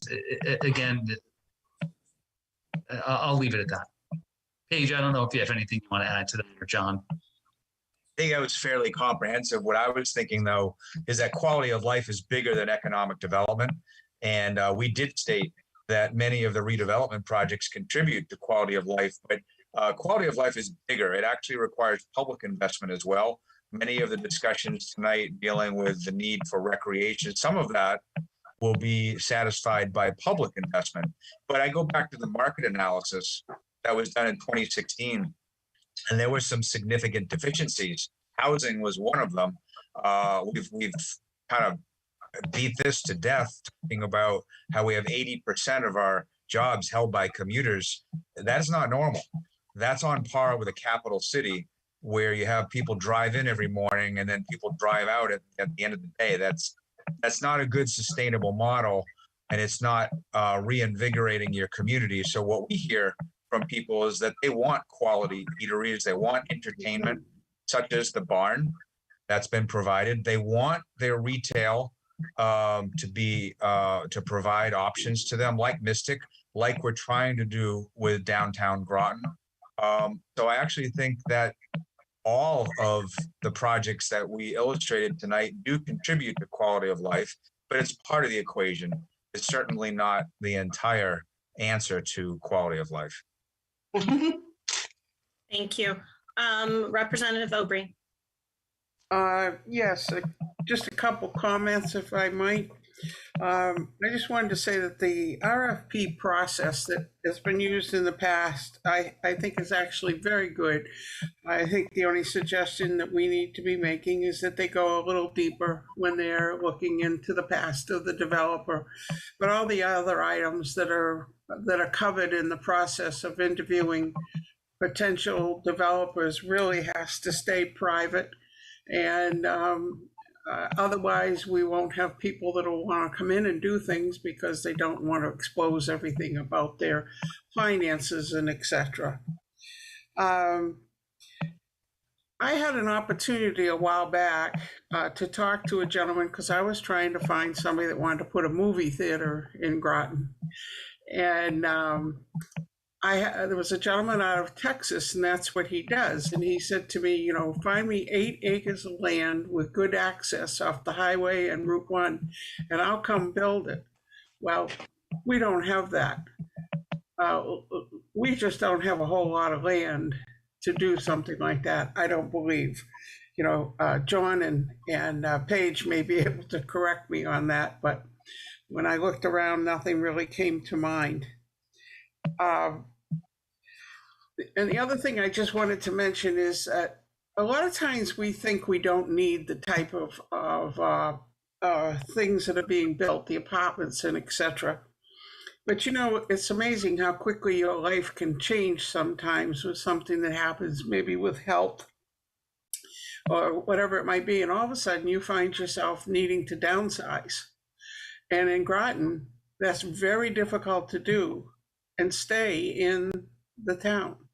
We're very limited as to where people can go that need something smaller or need something that may offer health incentives, etc. Not that these would, but at least they would offer an opportunity for people to have something to go to if their life changes dramatically, which they've not ever thought that was going to happen. And I also just wanted to thank John and Paige for what I thought was an excellent presentation. I get impatient with the process. I wish things moved faster, but I know that's just about an impossibility. But they are going forward. And the only other thing I'd like to say is that when we are lucky enough to have these gentlemen here explaining things to us and answering questions, I am really disappointed by the people that feel that this has gone on for too long. This is your opportunity to learn. This is your opportunity to ask your questions and stop being so critical of the process. Thank you very much. Representative Gauthier. Hi, thank you, Madam Moderator. So my question stems from my experience auditing and investigating RFP processes as a member of the State Contracting Standards Board, and often we find issues with RFPs being shoehorned around specific developers or developments. And I think it's important for transparency and trust of the public to make sure that they're engaged in the beginning. And I do absolutely appreciate the expertise we have in our planning staff. I think it's incredibly important. And so my question is for Mr. Bronk and Mr. Reiner. Could you perhaps, I don't know if you have it in like a step-by-step format or a slideshow, provide something for RTM members to understand how currently the RFP process is handled by planning staff, and perhaps your ideas as experts to introduce and engage the public more meaningfully. And so we don't necessarily, I think a lot of us share my sentiment that we feel like an afterthought in the public engagement process, or like a box is just being checked. And I think that's a lot of the frustration that's being heard tonight, not necessarily that nothing's being done or the wrong things are being done, but that there isn't enough public input. I think we'd be happy to do that. I don't know if we have time. We don't have a ready to go presentation right now, but would be happy to go over that in the near future with the RTM. And, you know, as Paige had said, when he and I first started working here, there were no RFPs that were being put out in the way that we're doing it now. It was more a bid for, hey, we have this vacant property, who wants it? And that is how some excess properties were sold. The one where the Sandlot, where the indoor volleyball court was, that was sold not much differently than the way we would sell an extra piece of highway equipment. And when myself and Paige came on board, the direction we got from the council and the RTM was, all right, grow the grand list. We need to diversify, do something with these schools. And we looked at, okay, how can we look at, here's what the zoning is for these properties, here's what the allowed uses are, here's what's happening there, and let's get some feedback. Let's get some more people bidding and having an open process that we'd asked for town council participation on that through the review process, taking it through the council then taking that process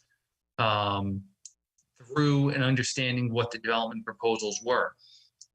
we both think, the whole staff thinks it's fantastic that the community is now so interested in these excess properties and wants to get involved. And as we continue to have these community conversations of what is the best thing for each of these sites, thinking about how can we address all the needs. So again, hearing loud and clear about the right times for getting more public involvement and community input. What other amenities that can be addressed for not only the private side, but also the public side. And I think that's something, it's going to be a continuous conversation, as John Bird had said a little earlier, with the council in the near future, and happy to talk to the council, RTM, and anybody else about how we think we can improve that process. Thank you. You're welcome. Okay. Oh, Representative Norman.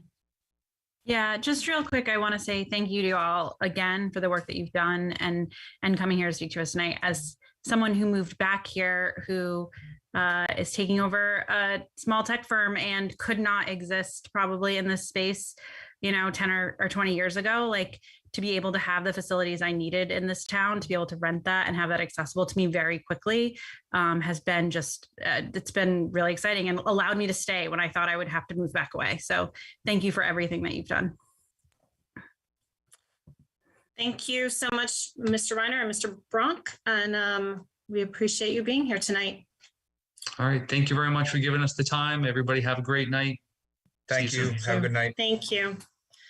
Okay, moving on. Seeing that we don't have a report from the superintendent of schools, we'll move on to liaison reports. Representative Jacome for the town council. Thank you, Madam Moderator. Everybody should have it. It will be attached to the permanent record, but I'll do a quick synopsis. The town council met February 1st, 2022 at 6:30. Councilor Parker read into proclamation 2022-51 recognizing February 2022 as Black History Month for the town of Groton. There were several citizens petitions regarding open space at Chester, the Mystic Oral School, short-term rentals, residential lighting, trespassing / light pollution ordinance request, and some town council rule change and procedure changes. The council approved 2022-9-1 for the town attorney selection process. The council approved 2021-839 for the Groton ambulance lease extension. The council approved 2021-762 town council committee of a whole regular meeting. They just changed it from November 8th because it's an election day to November 7th. The council approved 2022-33, 2022 State of Connecticut Office of Policy Management Justice Assistant Grant. The council approved unanimously 2022-16, the Greenway designation for Groton. The council approved unanimously 2022-28-1 Mystic Construction LLC escrow agreement. The council approved 2022-30 CDBG 2022 program income reuse plan. The council also approved 2021-863 the emergency management performance grant, so we could accept that. And finally, they also approved the 2021-878 for the appointment of the town auditor. The next meeting is March 1st, 2022 at 6:30. Thank you. Thank you so much. And Representative Casper for the Gulf Advisory Committee. Thank you, Madam Moderator. The Gulf Advisory Committee or Gulf Advisory Board met by Zoom this past Monday, February 7th. Director Mark Berry reported that for January revenues at one of the town's major recreational facilities was lower compared to last year's. This was attributed to increased adverse weather days this year, 11 versus 6 last year, and 7 compared to 4 on weekends. However, total revenue to date is keeping pace with last year, which was a record year. A state bond of $245,000 was announced for the clubhouse bathroom renovation and the whole 8 bathroom. The whole 8 bathroom, whole 8 is number 8. Or 8th hole, I should say. Construction by the maintenance building is estimated at around $100K and would be in a separate structure. The The pre-bid meeting for the Clubhouse bathroom had approximately 30 attendees. The bid opening is Thursday, with construction expected to be starting in March. It is hoped by Director Berry that the CIP for the Clubhouse bathroom could be redirected to address maintenance building issues. The proposed fiscal year 23 budget is $1,475,000, and with a revenue estimated at $1,491,000. So it's slightly better than break even. He said that personnel expenses were up 10.3% this year. One of the driving issues was the health insurance was up $25,000. Operating expenses were up $69,000, mainly due to a tri-mower replacement, fuel costs, and a new cart lease. Season passes are being increased 3%, except for the Rangers, and cart prices are being increased 10%. Green fees are being held steady to keep competitive with nearby competing courses. The next meeting is a special meeting Thursday with Parks and Recs Commission, and the next Golf Advisory Board regular meeting is April 4th. And that's it. Thank you, Representative Casper. We are moving on to J Ford 2021-788, 3 new CIP appropriations, athletic field development. Representative Powers, do you want to read the resolution and then we'll discuss your committee? And point of order. Yes. Don't we have to do the minutes first for the Finance Committee meeting?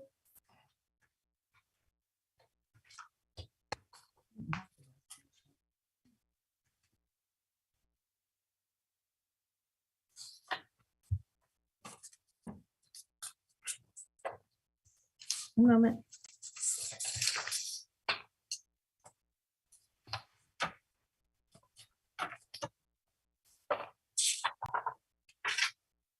Yes, thank you. Thank you, Representative Simmon, or Representative Evan. Representative Powers. Thank you, Madam Moderator.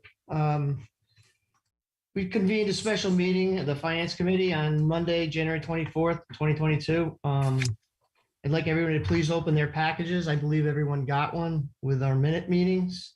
I'd also like to remind everyone that this is all recorded. It's on Groton Public Television and YouTube if you so choose to view it. We call a roll call was at 6:01. I'm going to briefly go over everything. The representatives that were present were Representatives Chase, Gardner, Jacome, Norman, Scott, Powers, and Representative Frischie, who attended just a little bit later in the meeting. The discussion was about the 2 new CIP appropriations, which we're going to be discussing tonight. It went through our committee. It's about the athletic field development. Director Berry was there. Town Manager Burt, and we discussed a variety of different questions. Representative Chase, Representative Norman, Representative Jacome all had questions, which you can review in our minute meetings. And Director Berry went on to answer the questions. I'm sure we'll have more questions as we go forward with this CIP. We all voted to approve moving this forward in committee. Everyone voted for it. There was no abstentions. There was no one voting against it. And so we bring that here. We adjourn the meeting at 6:30, and there's only one error in our minutes, and that's submitted by the chairman, and it's not Scott Powers, it's Sean Powers. Do we have a motion to second those minutes? Second, Jacome. Thank you. Okay. All in favor of approving the minutes? Point of order, do we discuss first? Yes, I'm sorry. Discussion on the minutes? Yeah. Representative Chase? Thank you, Madam Moderator. On page 20, number 3, I do not believe I would ever say to let's put more money into a proposal than what you need. I believe someone did say that at the meeting, but it was not me. What I was concerned about is that these projects should be done in the year in which the money is allocated, but I would never say, let's give them more money than they need. So if they listen to the tape, they can find out who said that, but I don't believe it was me. Are you okay with a representative suggested more money? I'm good with that as long as my name's not on it. Yes, thank you. Mhm. Any further discussion? Okay, we are voting. Oh, I'm sorry, Representative Eben. Thank you, Madam Moderator. I just want to note that I prefer to have the minutes read. That's fine. We have them, but I don't find a summarized kind of blurb to be at all helpful. So I don't quite understand, people ask questions and there were answers is about as helpful as you could just like not say any of that. So I think we need to find a way to go forward so that the public has an idea of what was asked and what was answered more specifically than just saying that, because otherwise it's kind of a farce. Thank you. So based on last week's, thank you for your comment, but based on last month's discussion on this, I did look this up in Robert's rules. It says all committee reports shall be submitted in writing. In the case of such a report can be given orally only if it is brief enough that the secretary can record its complete substance in the minutes on hearing it given, which he must do if no written copy is submitted for file. So it is not required to do an oral report.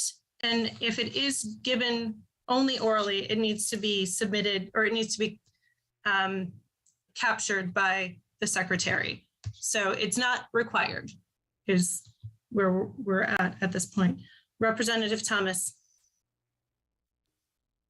Thank you, Madam Moderator. I do want to support Representative Eben on the idea of reading the minutes. I think it is just good due diligence. A lot of people just tune into the meetings.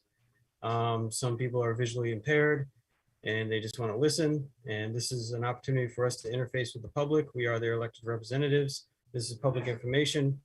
I think it would be good to relay that information out and just kind of make that part of the process. Thank you. Okay. As Representative Powers noted, the minutes or the meeting is available online if people want to watch the meeting in its entirety. So on the floor, we have a motion to approve the minutes. All in favor, say aye. Aye. Aye. Aye. Aye. I'm sorry, As amended. as amended. Sorry, Representative Chase, as amended. Anyone oppose? Opposed, Thomas? Opposed. Any abstention? Okay, Thomas and Eben, and any abstention? Okay, hearing that has passed. Let's move on to discussion. Representative Powers, will you please read the resolution? Yeah, I don't have it right in front of me yet. Hold on. Okay, Thank you. do you want me to read it? If you don't mind, I think I have the right one. I have a few different pieces of paper here. Hold on. I believe this is the correct one. This is item, resolution authorizing the allocation of $33,000 of capital reserve fund unassigned fund balance for a FYE 2022 capital reserve project entitled Athletic Field Development. Whereas the FYE 2021 CIP included an athletic field development project funding using $100,000 of low SIP funds for the installation of an irrigation system and reconstructing, regarding, and reseeding of one athletic field at the Groton Community Center. And whereas Parks and Recreation Department solicited bids for this project, which exceeded the budget amount by $62,750. And whereas the Parks and Rec Department proposed to use $29,750 from the Parks and Rec revolving fund account. 32304, 5502U. Park facilities, an additional 33,000 is required to complete this project. Now therefore be it resolved that an allocation of 33,000 from the capital reserve fund unassigned fund balance approved for FYE 2022 project 4E athletic field development for installation of an irrigation system and reconstructing of one athletic field at the Groton Community Center. Do you move that motion? Move that motion to be approved. I need a sec. Is there a second? Watson, Thank second. you. Thank you, Representative Watson. Any discussion on this? Representative Thomas. Thank you, Madam Moderator. In reviewing the minutes, I'm looking at the discussion that was had. I don't see any discussion about how these improvements to the athletic field. And first and foremost, I'm all in support of improving the field. I do support that. However, I have some concerns about how this project might relate to the improvements, the pending improvements at the community center, the former Fitch Middle School. From what I understand from the town council meetings, there's still working on developing a cohesive site plan for that area, an overall master plan. So I was looking in these minutes for any discussion about how these improvements would relate to any possible improvements to the building. And is there a chance that these improvements that we pay for now might be harmed or undone by possible renovations to the building in the future? You know, without a site plan for the building, it is hard to really tell or to assure that we won't be, you know, undoing our work in another year or two and then having to redo it again. So I'm just curious to know if there's any discussion about that with Mr. Barry or anyone else on the committee. Thank you. Director Barry, are you comfortable taking that question? Yeah, I think I can start and probably will look to John to jump in. I certainly don't want to speak for the council, but in discussions that we have had with the council about the plans for the community center, my interpretation of what the council is saying is there's actually not really any discussion about expanding the footprint. If there was, I think it would only be Wing D, which is kind of on the opposite side of the building. It's closest to Depot Road. That's the oldest part of the building, and the part of the building that architects have looked at and said it's not worth making the investment in that section just because of the overall condition of the building.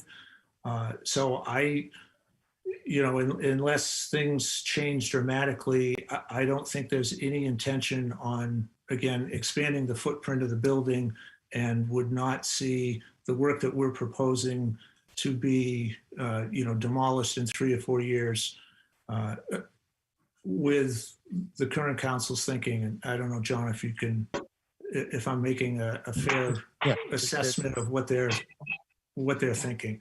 If that is correct. Just to clarify, I guess, you know, the question, my question would be direct, saying, is there a site plan developed at this moment in time that is the one we're going to go with, or not? There is not. Well, there's, you know, we've been putting together a draft plan, but there's been no talk of doing anything with the property there. Matter of fact, the council brought that up for discussion when they looked at this change, and they were comfortable that nothing is planned for that. At least the majority of them were. Yeah, that was not a unanimous vote, correct? And that's what I just said. Yep. Thank you. Okay. Seeing no further hands, I will take a vote.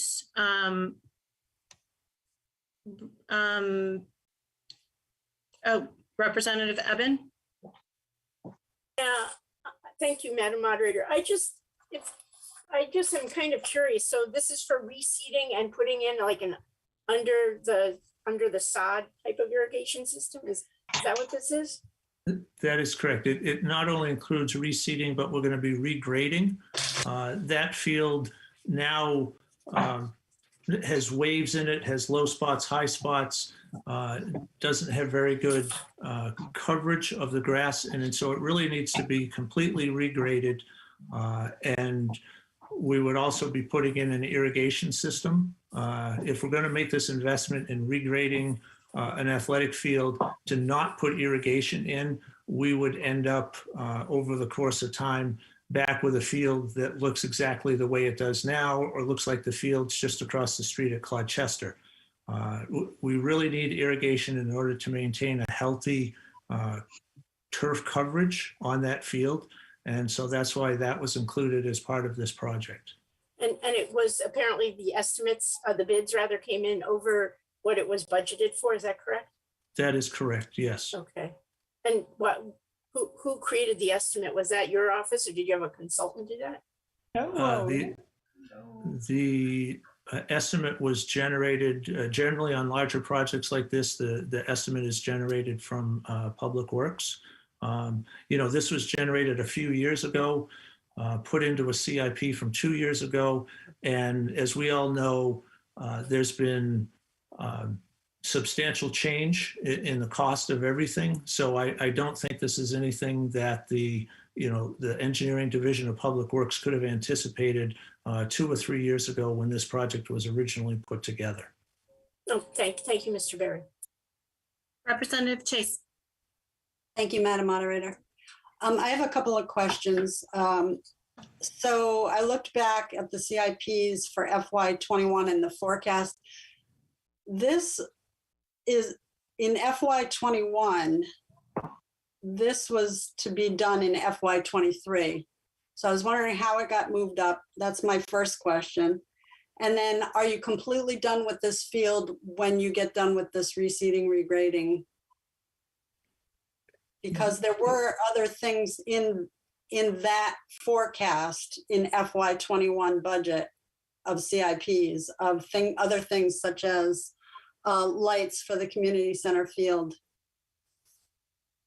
So are you done with this after this field? Are you completely done with it, or? We would be done. There's more than one field at the community center. We're focusing right now just on the first field closest to the road.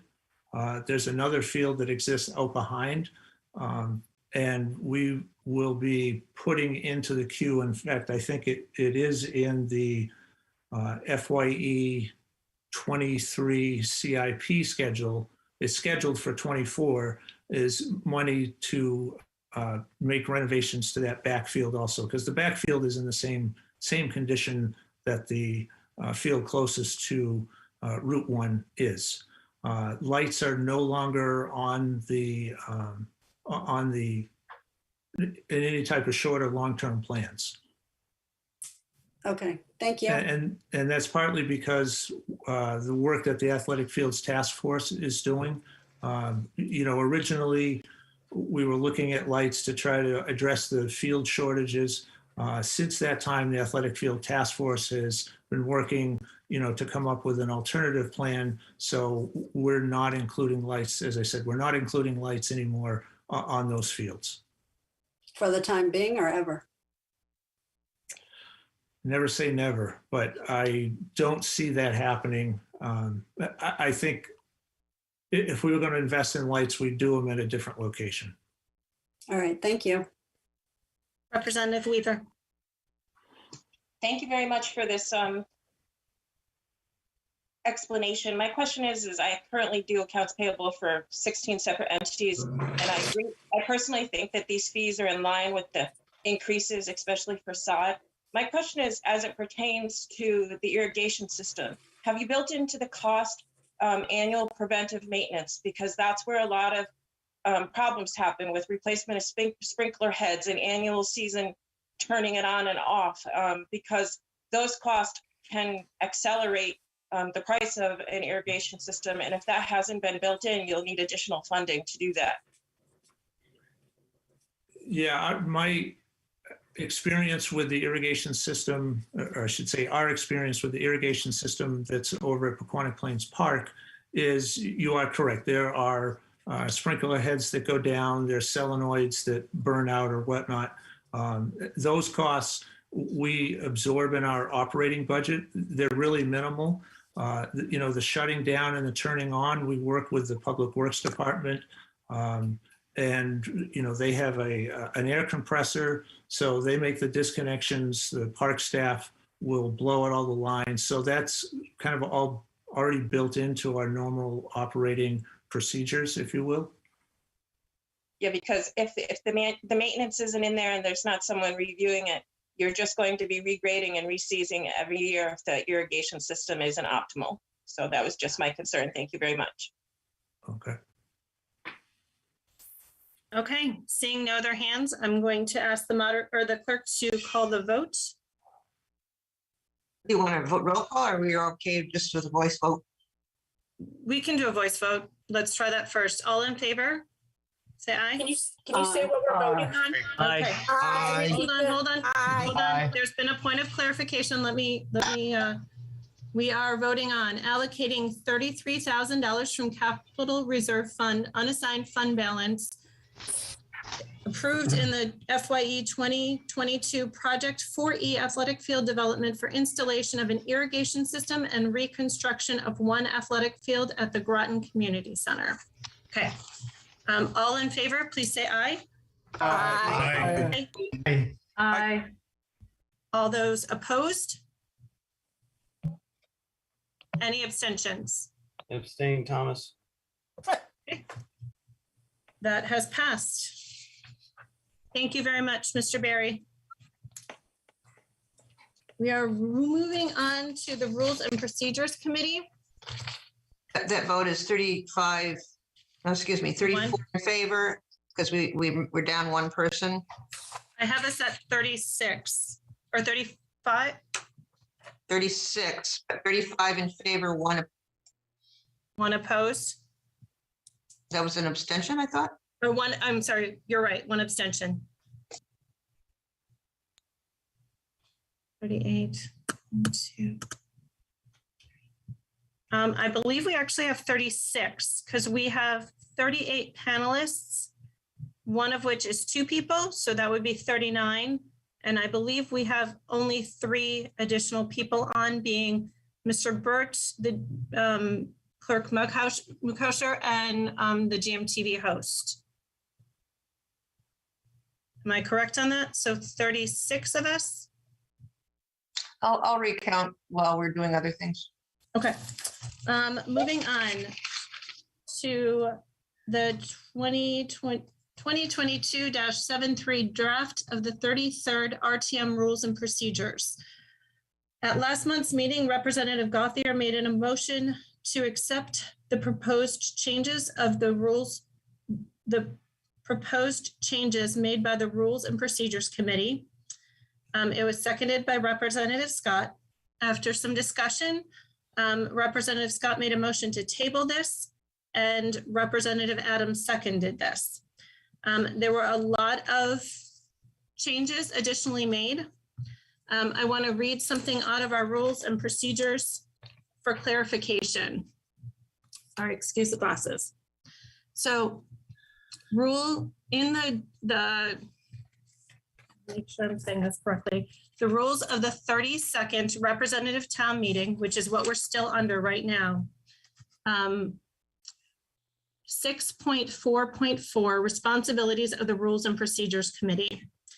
A temporary Rules and Procedures Committee appointed by the newly elected moderator is responsible for drafting and recommending rules to the RTM after each municipal election.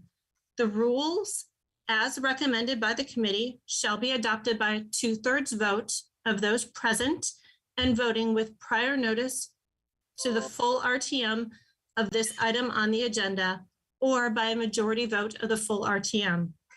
When an alteration or amendment of the rules is requested during the session of the RTM, such proposed amendments to the rules will be referred to the Standing Rules and Procedures Committee for consideration and a recommendation to the RTM. Any changes to the rules requires the same vote as above. So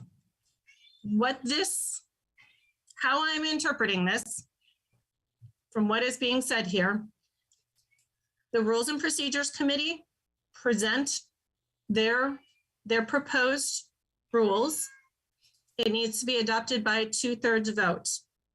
Any rules and procedures that have not been accepted by the Rules and Procedures Committee has to go to the Rules and Procedures Committee to be accepted first and then brought back for a 2/3 vote.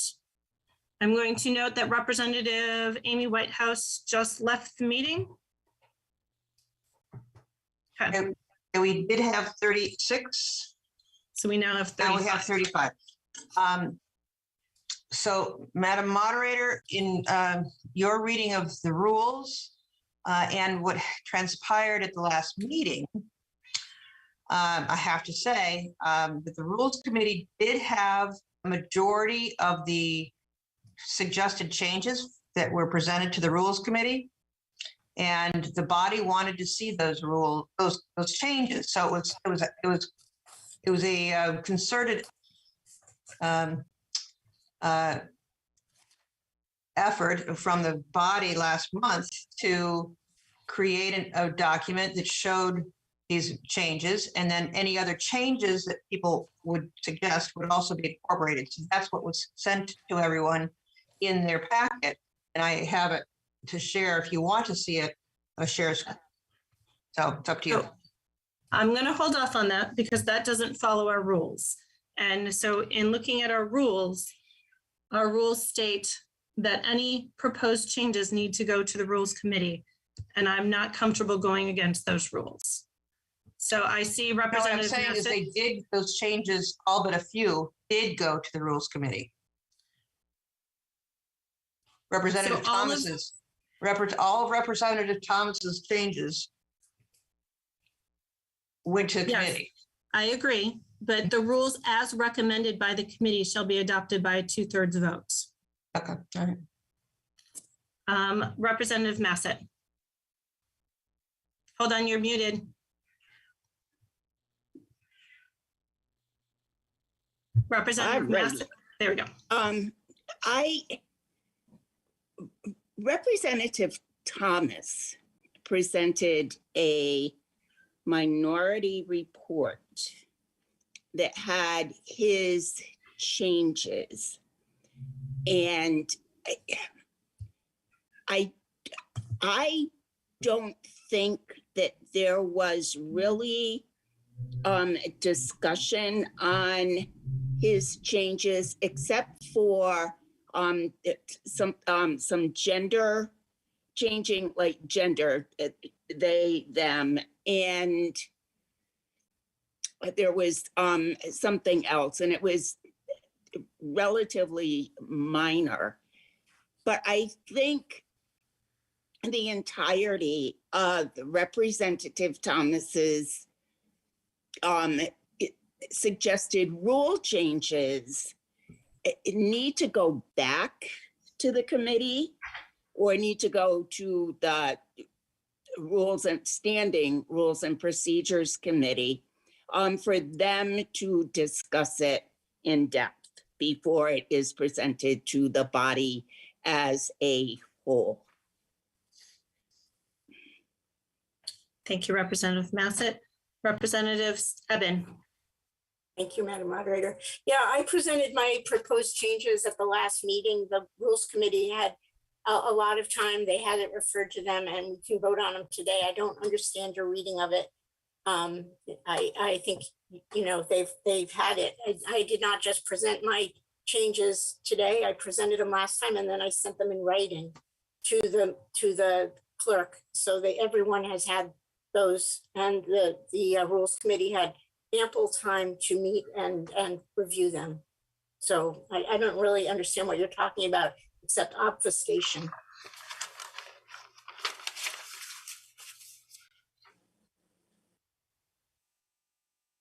You're muted, Madam Moderator. Representative Thomas. Thank you, Madam Moderator. A couple of things. One, I believe, I mean, how we got there is, you know, debatable, but at the last meeting, a number of changes were brought up, and it seemed like the overwhelming will of the body was that we would create this composite document to have available for review and discussion for this meeting. That was how we got out of the jam at the last meeting. So while I can understand your interpretation, I don't necessarily agree with it in principle, but I understand your interpretation of that rule. And but I think it goes against the spirit of the vote from the last meeting we had. But you did read the rule, and yes, it could be interpreted that way. I could see how that interpretation could be pulled out of it. So if that's the case, then I would make a motion that we suspend that rule and we review the draft rules as presented in this agenda for this meeting tonight. Second.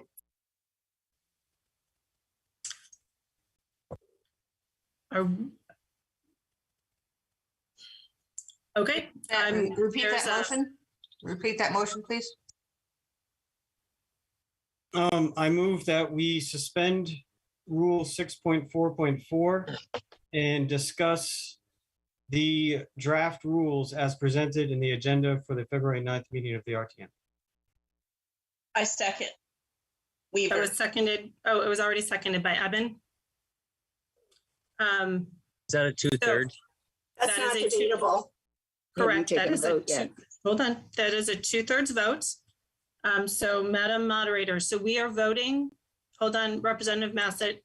We have to do this vote first. Okay. What we are voting on is to suspend the rules, to introduce all of the proposed amendments and vote on them tonight. Okay, so. I think the motion was to suspend the rules. Okay, suspend the rules. Not all the rules, just one. 6.4.4, so that the changes don't go back to the Rules Committee. It's basically what you're doing. Okay. Overruling that rule. So we're all in understanding of what we're doing. We're voting to suspend Rule 6.4.4, which requires us to send all proposed rules to the Rules and Committees, Rules and to the Rules and Procedures Committee and get their, have them recommend a rule. Are we all clear on this? Okay, so this isn't up for discussion. So we are voting on this. It is a 2/3 vote. We have 35 of us here tonight? Yep. Yes, 35. Okay. All right. So Madam Clerk, will you please call the vote? Okay. Adams? Not here. Oh, that's right. You're not here. Bailey? No. Okay. Burrell? No. Okay. Bright? No. Casper? Yes. Chase? No. Hop? Yes. Dean Shinbrot? No. Eben? Yes. Richie?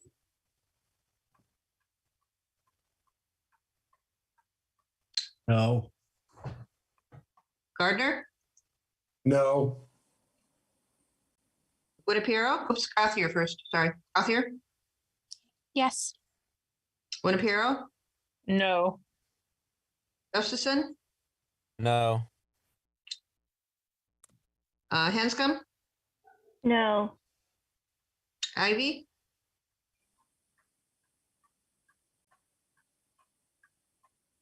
Yes. Jacome? No. Bassett? No.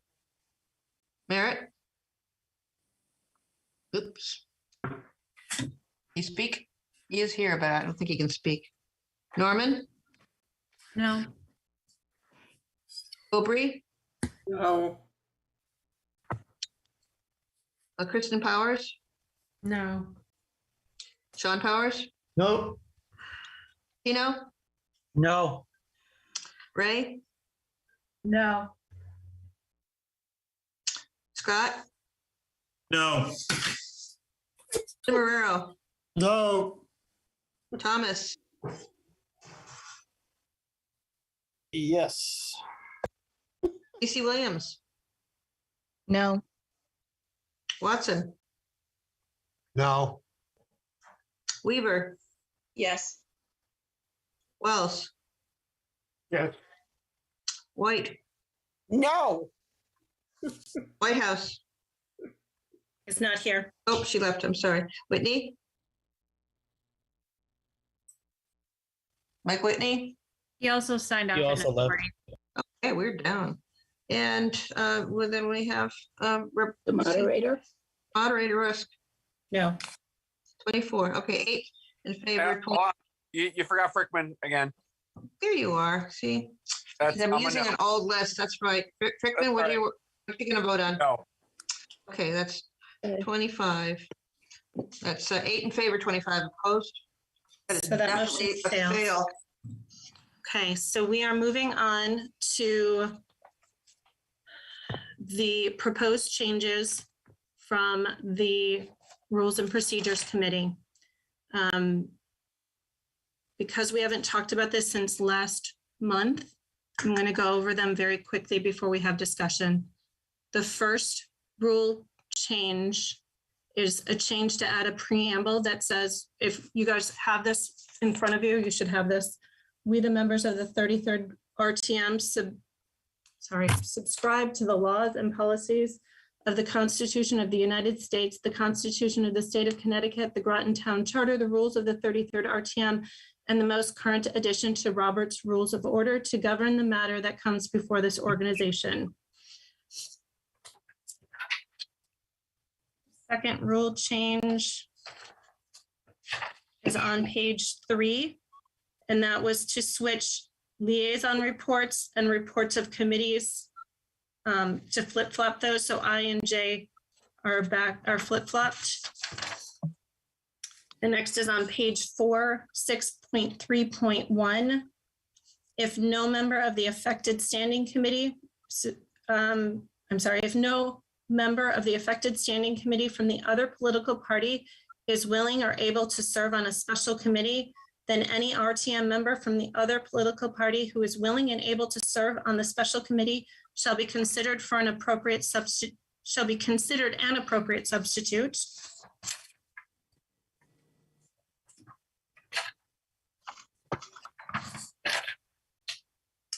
On page 7, Rule 8.6, changing he or she to they. No, I'm sorry. Nope, I'm wrong on that. That was somebody else. 8.5.3, individual debates will occur per latest edition of Robert's Rules and at the moderator's discretion may extend the time allotted.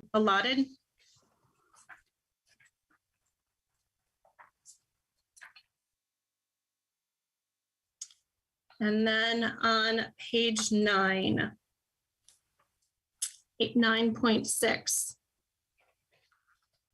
Any citizen who is not a voting member of the RTM wishing to speak may notify the RTM via the clerk of the RTM at any time prior to the hour of the meeting. Prior to the hour the meeting is called at which a citizen desires to speak. His or her time allocation shall be determined by the moderator and shall be no less, or will be subject to the same restrictions as any RTM member. I'm sorry, let me read the bottom. Excuse me for just a second, because Yes. that particular one, everywhere it was his, her, was changed to citizen. Okay. Do you have a clear reading of that without any extra changes in it? Yes. Can you read that please for us? Yes. Any citizen who's not a voting member of the RTM wishing to speak may notify the RTM via the town clerk of the RTM at any time prior to the hour the meeting is called at which a citizen desires to speak. Citizens' time allocation shall be determined by the moderator, and citizens will be subject to the same restrictions as RTM members. Excuse me, any RTM members. Okay. So Excuse that is what is No, there's currently no S on the, no, just any RTM member. member. Thank you. I know Mr. Gustafson wanted to add the S, but couldn't. Representative Thomas. Oh, Representative Thomas. Yeah, all right, so just forgive me, we're in the process now of discussion, we're like the motion on the floor. No, we're not. No. We're actually just reading what the committee had originally supported. No discussion. Oh, okay, so why did you, I'm sorry, you called on me for what? Because your hand is up. Yeah, I was waiting for the discussion moment. But I'm sorry, I completely lost internet contact. Representative Thomas. You're okay. Well, I mean, I have a motion I'd like to make. There's a motion on the floor right now. Oh, okay. So yeah. No, there's no motion on the floor, is there? There is a motion on the floor. What's the motion? The motion is to accept the rules. To Okay. accept the proposed changes for the Rules Procedures Committee. As per the committee's. As proposed by, I'm sorry, one more time? As per the committee's recommendation. Correct. All right. And as they've just been read. And so now Correct. we're in the discussion moment. No. Correct. We're in the discussion mode of that. We haven't voted. Right, discussion. We need comes to before discuss voting. first. Excuse me, one moment, please. We need to discuss before we vote. Yes. Okay. Representative Thomas, are you? Yes. Honestly, like it's a little hard to parse out everything. So I would like to amend the motion that we send this document back, send this document to the Standing Rules and Procedures Committee to get cleaned up and tuned up to accommodate the committee's recommendation and any other recommendations that may come out of that committee. Second.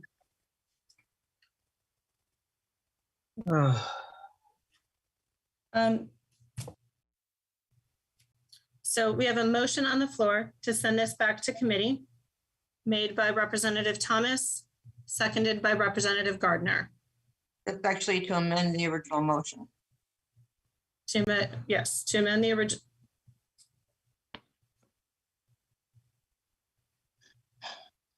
There's a motion on the floor to approve these rules changes from the committee. And Representative Thomas amended that motion to send this back to committee. That's it. I don't think that's a possible amendment because you have to finish up. You can't go in an opposite direction. You have to wrap up the direction you're going in. You change the direction that you're already following. So you have to first vote on the motion, and then if that fails, you vote on sending it back. That sounds very reasonable. Without further ado. Understood. I understand that. If I could just, I'll withdraw my amendment and. Thank you. I would just ask, I guess maybe it's a little unclear with all just the reading and everything. Is there any way we could do a screen share and kind of do these, at least each change one by one? That It is out of committee? According to the rules and procedures, we vote on it as recommended. All right, and does that account for the pronoun changes or not? It does not, but we can send that back to committee. All right. And add that in. Because, yeah, the way you read them, you did have the new pronouns in. So that's. Just that last one for citizens, because that was the committee's decision.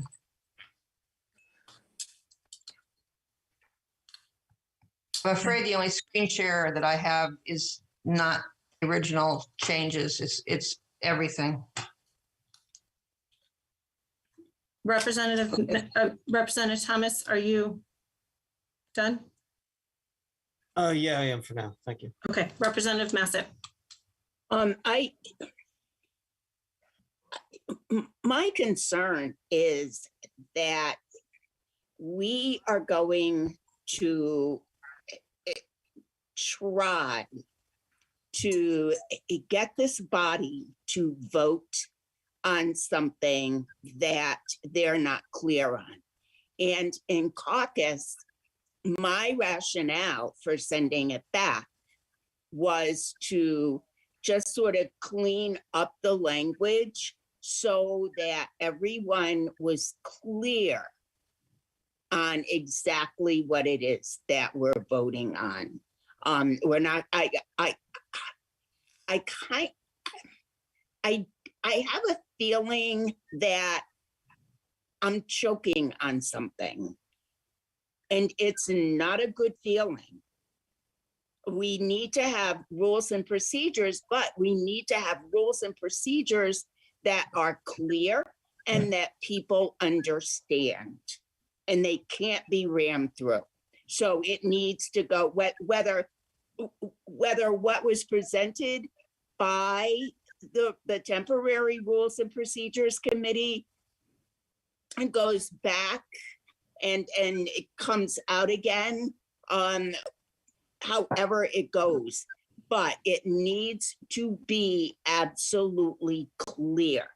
The ramifications in some of what will be proposed are astounding. So it needs to go back to committee. Either on the minority report piece of it or the whole thing. Thank you, Representative Massett. Representative Eben. Thank you, Madam Moderator. The copy that I received in my minutes had some problems with numbering on page 5, the 6.4.1.1 and 6.4.1.2 and 6.4.1.3 all disappeared. And so they're all numbered incorrectly from the 32nd RTM minutes. And so this is different than what the, because this is one of my amendments, was that there was a mistake in, in the numbering, and 6.4.1.1 was missing. And so it needs to be put back. So I'm just a little confused. As I said before, at the last meeting, I had that as one of the changes, in addition to making gender neutral pronouns. And, I don't understand why that wasn't referred at that time when I sent it in writing with ample time for it to go to a committee. So I'm really kind of miffed why it wasn't referred, why the committee didn't deal with it. And maybe the committee can do it now, but I will not be voting on this because there are errors in what I see here. It is not what the committee passed. The numbering on this page is completely wrong. And if we're not allowed as a body to correct errors that are here together, which we've done before, and then we sent it back to the committee, and then we'll vote on it next month. If we can't do that as a body, but we're relying on some external committee to go in private and do this stuff and then come back to us without the collective knowledge and skill and expertise of this body, then I don't really understand what we're doing. And anyway, I will not be voting for this. I think it needs to go back to committee because there are errors in what I have. And why should that go back as a separate referral? It should have gone back last month as a separate referral. I already pointed these errors out. Thank you, Representative Eben. Representative Weaver. So as an admin for many years, the document that I received, it's numbered 23 through 29. And I clearly sat here last time, as we all did for this part of the meeting, and spent an entirety of an hour. And prior to that meeting, the committee meeting spent however long on this document. And now our town clerk had to spend time on this. And these seem like minimal things, but I agree with Ms. Eben because I'm looking at the document before me as an admin, and I'm clearly confused because it lacks consistency and continuity, because the words citizens, public, and resident are not superfluous throughout the document. So it needs to be consistent throughout the document. So I would agree that in the very nature of business and Robert's Rule of Order, that the document needs to flow correctly and the terminology needs to flow correctly, so it's fluent throughout the document. So, and I would agree that we've spent, not only as individuals, but as two separate bodies and our town clerk on this document, that I would like to make a motion to send it back to committee. Yeah. We're in the middle of a motion right now.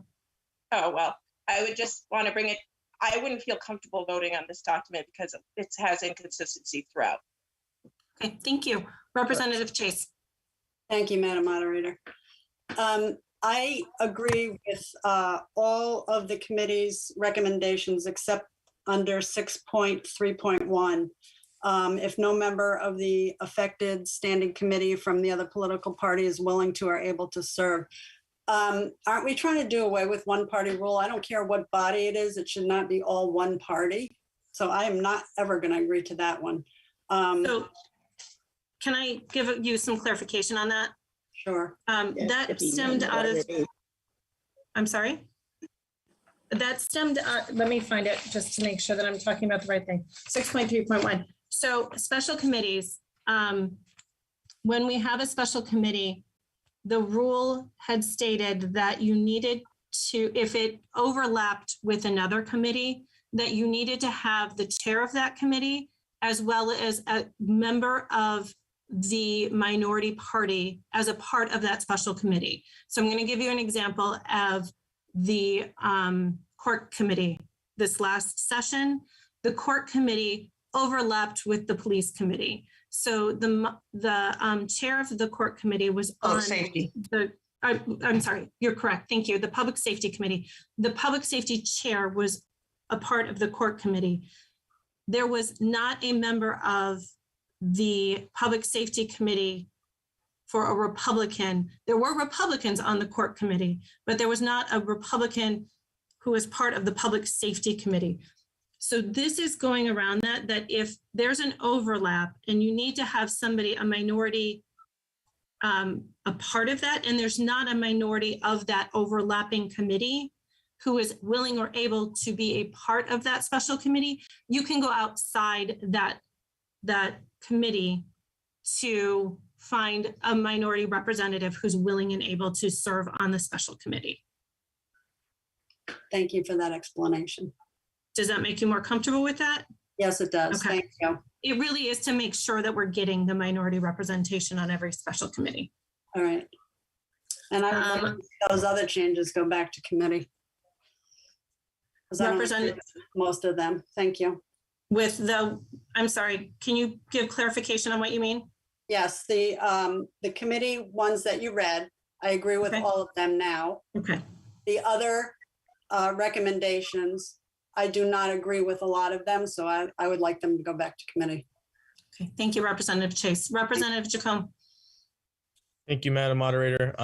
Yes, I can agree with Representative Chase. My understanding is if we vote for this today, we vote for the those changes that we agreed on, but the rest can always be brought up at a later time or can always be referred to the rules and procedures, correct?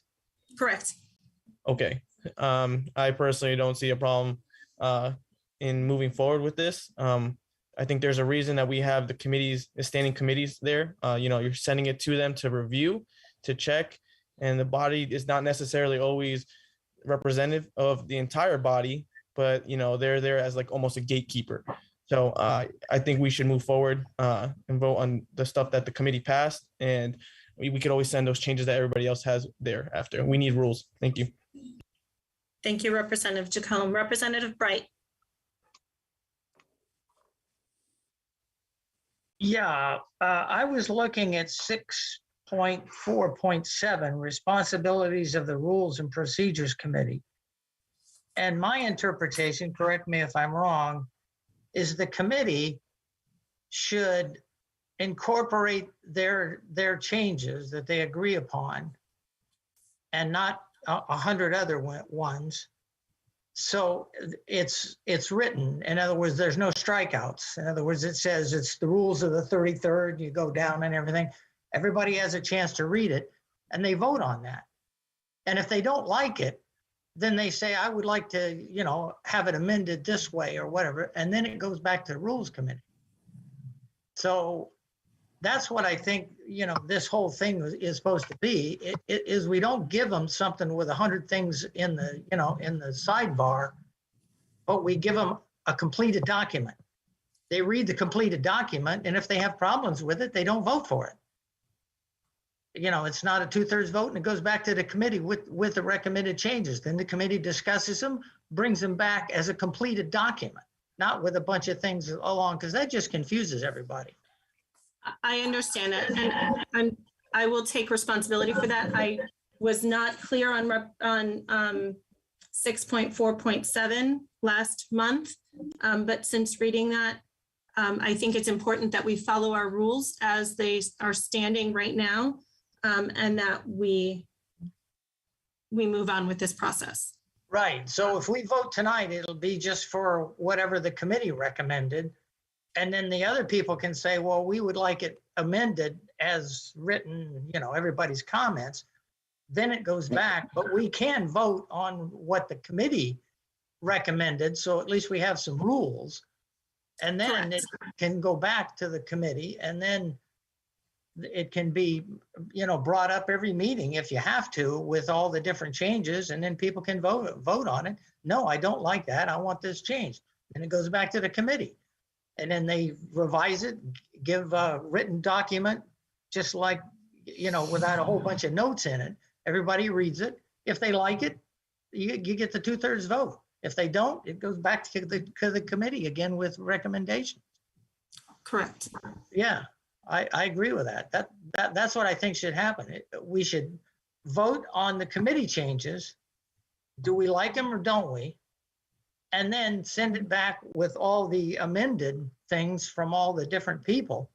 And then they can look at that and see if they want to, incorporate them, not incorporate them, then bring them back.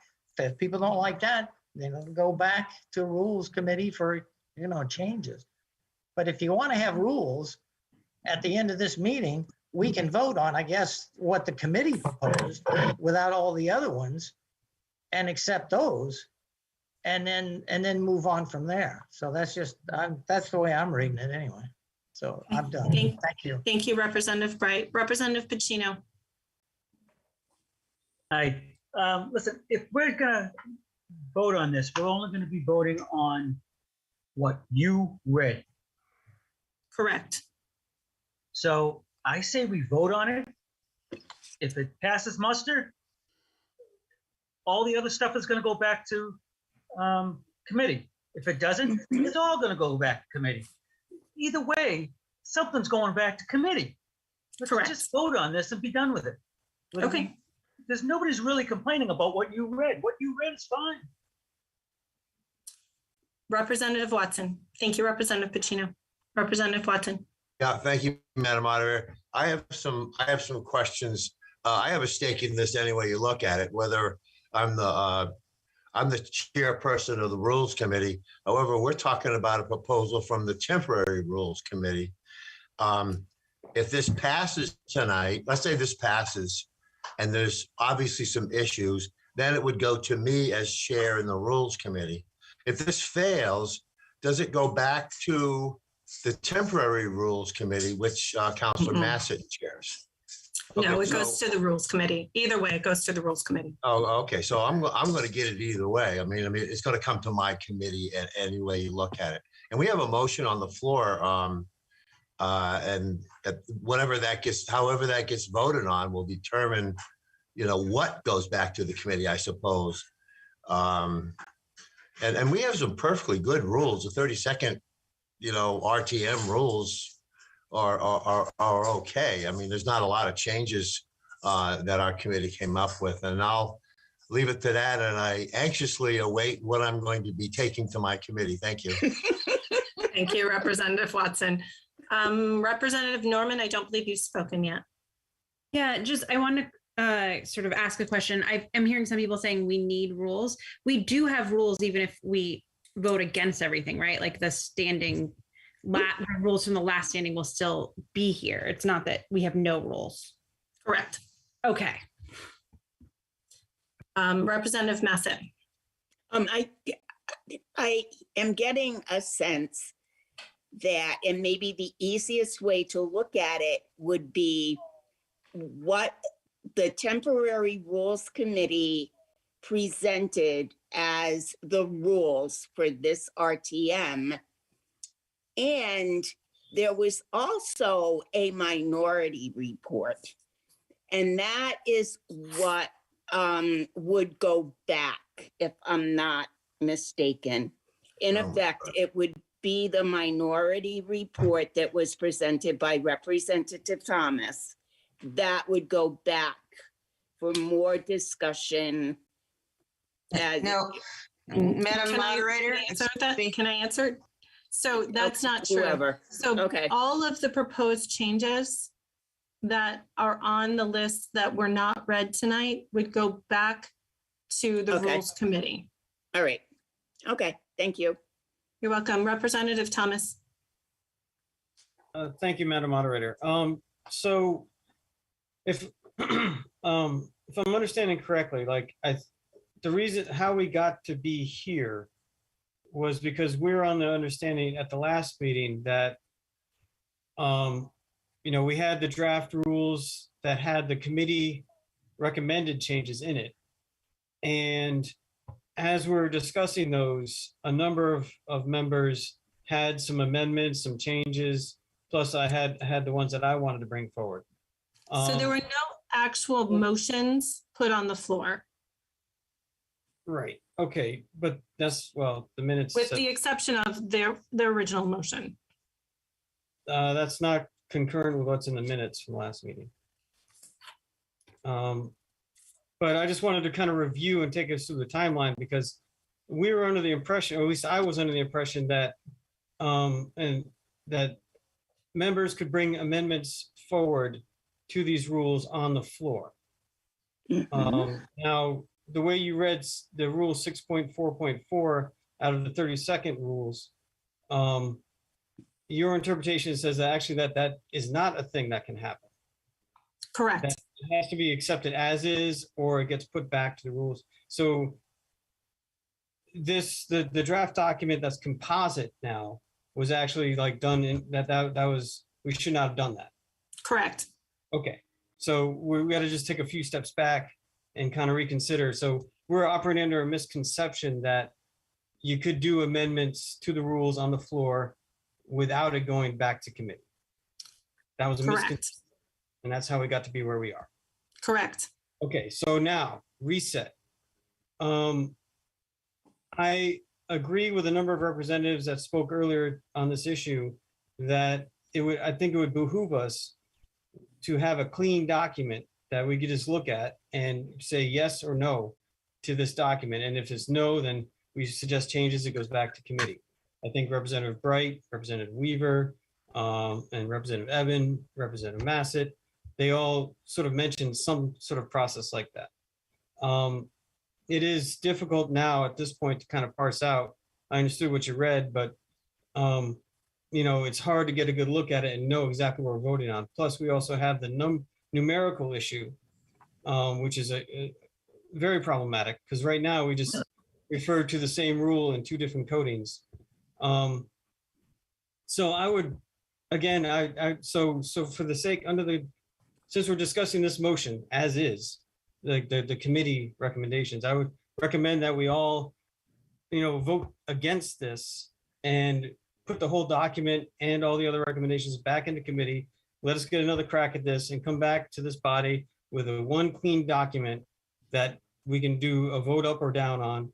And if it's a down vote next time, then we'll take recommendations on what adjustments to make it better then. But I would, so that I would recommend, I'm going to vote against the committee recommendations, not because I disagree with the committee recommendations. I do agree with a number of them. But I believe that we should have a clean document to look at when we vote on these rules. And also, yes, to echo Representative Norman and emphasize, we are operating in the rules. We're safe, we're fine, everything's fine, we're cool. Like, we got the 30-second rules as our umbrella right now. So all we got to do is get a clean document before the body.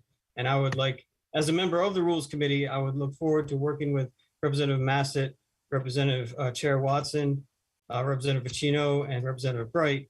And let's get this document cleaned up and ready to present.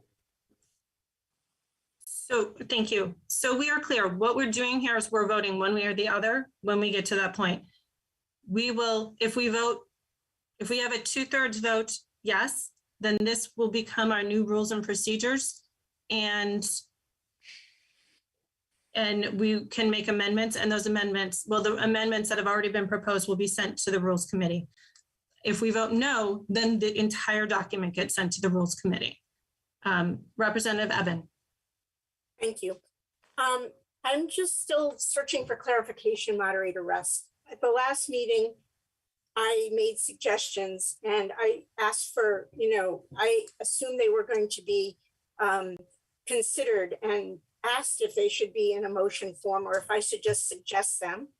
And was told that we would just suggest them and compile them. And then at the end of that meeting, we had a discussion about what to do with it. And it was said that we should get them in writing and they would be given back to the Rules Committee to be draft. So I'm still waiting for you to let me know why my suggestions aren't being considered. They were given in writing a month in advance of this meeting. Because they haven't been sent to the Rules and Procedures Committee. And so after this meeting, they will be sent to the Rules and Procedures Committee. I think that personally, I think you have valid points. I just agree want with to know why they weren't sent to the Rules and Procedures Committee. I said them at the meeting and I sent them in writing. Because my understanding of the rules, I got clarification of them later than I could have made a change on that. Representative Jacome. Thank you, Madam Moderator. Yeah, to clear up some clarification for myself, I'm not, I might have said something along the lines that we need these rules. And it comes in that concept that I do agree with most of the rules, the ones that were proposed and that came out of the temporary rules and procedures. So what I urge everyone to continue to support the original motion on the floor, because the rest of any other updates or edits that want to be made will be sent and go through the committee the way. So voting yes or no, something's going to go to the new standing committee. So I urge everyone to support this. Thank you. Representative Weaver. You're on muted. mute. Patricia. You're on mute. You're Patricia. Oh, I apologize. I said in the name of time, I would like to motion that we just proceed to the vote. Okay. That would take a vote. Let's move the question. Patricia. Since no other hands are raised, if you want to remove that motion, we will just vote. I remove the motion. It didn't get seconded. I'm sorry, one more time. Sorry. So the motion on the floor is that we vote. Is there a second to that? Or do we want to just? Second it. You don't need to, we can just vote. Okay, let's just vote. All right, so the motion on the floor is to accept the Rules and Procedure Committee changes to the rules, the draft RTM, or to the RTM rules and procedures. You just confused me. You're voting to accept the 33rd RTM proposed- rules and procedures as proposed by the Rules and Procedures Committee. Yeah, okay. All right. Bailey, No. Burrell, No. Wright, No. Casper, Abstain. Chase, Yes. Top, No. Dean Shinbrat, Yes. Eben, No. Richie,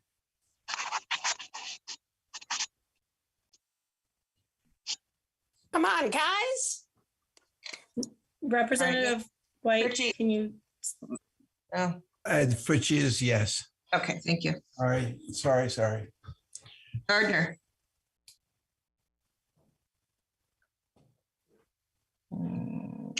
maybe he left. He did leave. Okay, thank you. Okay, Gothier, Gothier left. She left. okay, Guadapiero, No. Gustafson, She left too. all right. And Hainline left. Hanscom, Yes. Ivy, Yes. Combe,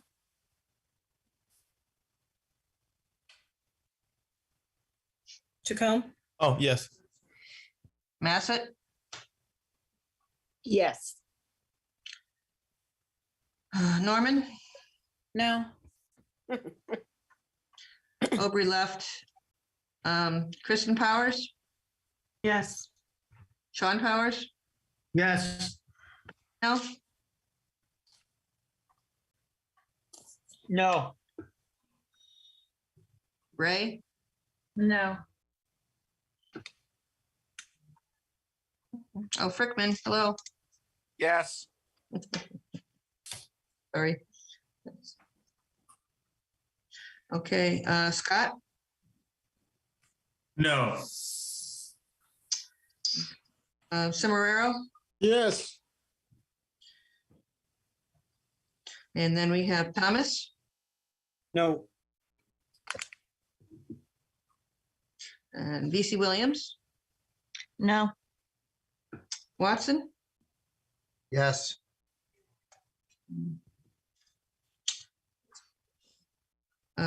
Weaver, No.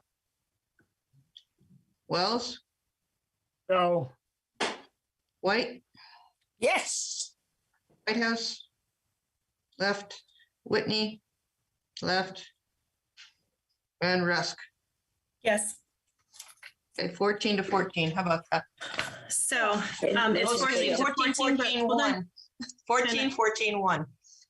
So it's 14, Two-thirds. 14 to 1. So we need a 2/3 vote to pass that. So it does not pass. So I'm going to send the rules and procedures back to the rules, New, I'm sorry, one more time. the new committee. The standing committee. Town clerk, I lost you. The standing committee? Yes. I lost what you said. I'm sorry. It's okay. I froze up. Jackie heard me. The standing committee gets it. Correct, the standing committee. So that will be sent to the standing committee. We will move on to. Madam Moderator, can I make I'm going to see if this flies here. Where there's a process in the existing rules upon which we can make modifications over the course of the year. Am I correct? If we went back to the For 32 rules? rules in Is that the what you're 32nd. Yes, in the 32nd RTM rules, there's a process in place where over the course of the year we can make modifications. Correct? Correct. So I'll make a motion that we adopt the 32nd rules as our permanent rules for the RTM, knowing that we can adopt them as we need to, or make changes to them rather, over the course of the year. That way we have a set of rules that become our permanent I set of think we rules. already have those on the book. You did that the first night of the meeting. Your Those are first time. temporary, I'm making these permanent. Yeah. Okay, there's a rule on the floor to accept the 32nd rules of the RTM as our permanent rules. Bailey, second. Time being, is there a second? Bailey, second. Your Representative Bailey. Representative Pacino, is your hand raised for this, Yes. for discussion? Okay, Point of clarification, though. what's your point of clarification? I mean, we're already operating under that. Like, that's As- like. As a temporary, Frivolous motion. what Representative Scott is asking is that they become our permanent. And then what would happen to all these? They would recommendations? still go to committee. That's And going back to committee no matter what. correct. They've already been sent. Representative Pacino? So absolutely nothing changes from what we just did. Correct. Currently, we are under the 32nd rules and procedures And on a temporary basis. by, Frivolous motion. by voting for this motion, nothing changes. Absolutely nothing changes. They become our permanent rules for now. And everything still goes They back to become the committee. 32nd rules. or 33rd rules. All right. Gotcha. Point of order, it's a. frivolous Representative- thing. Nothing changes. This, I don't see why we're doing this. I agree that there is no major change here. Representative Casper, I make a motion to adjourn. we still have items on the agenda. So Existing motion on the floor. I'll take us, and we have a motion on the floor.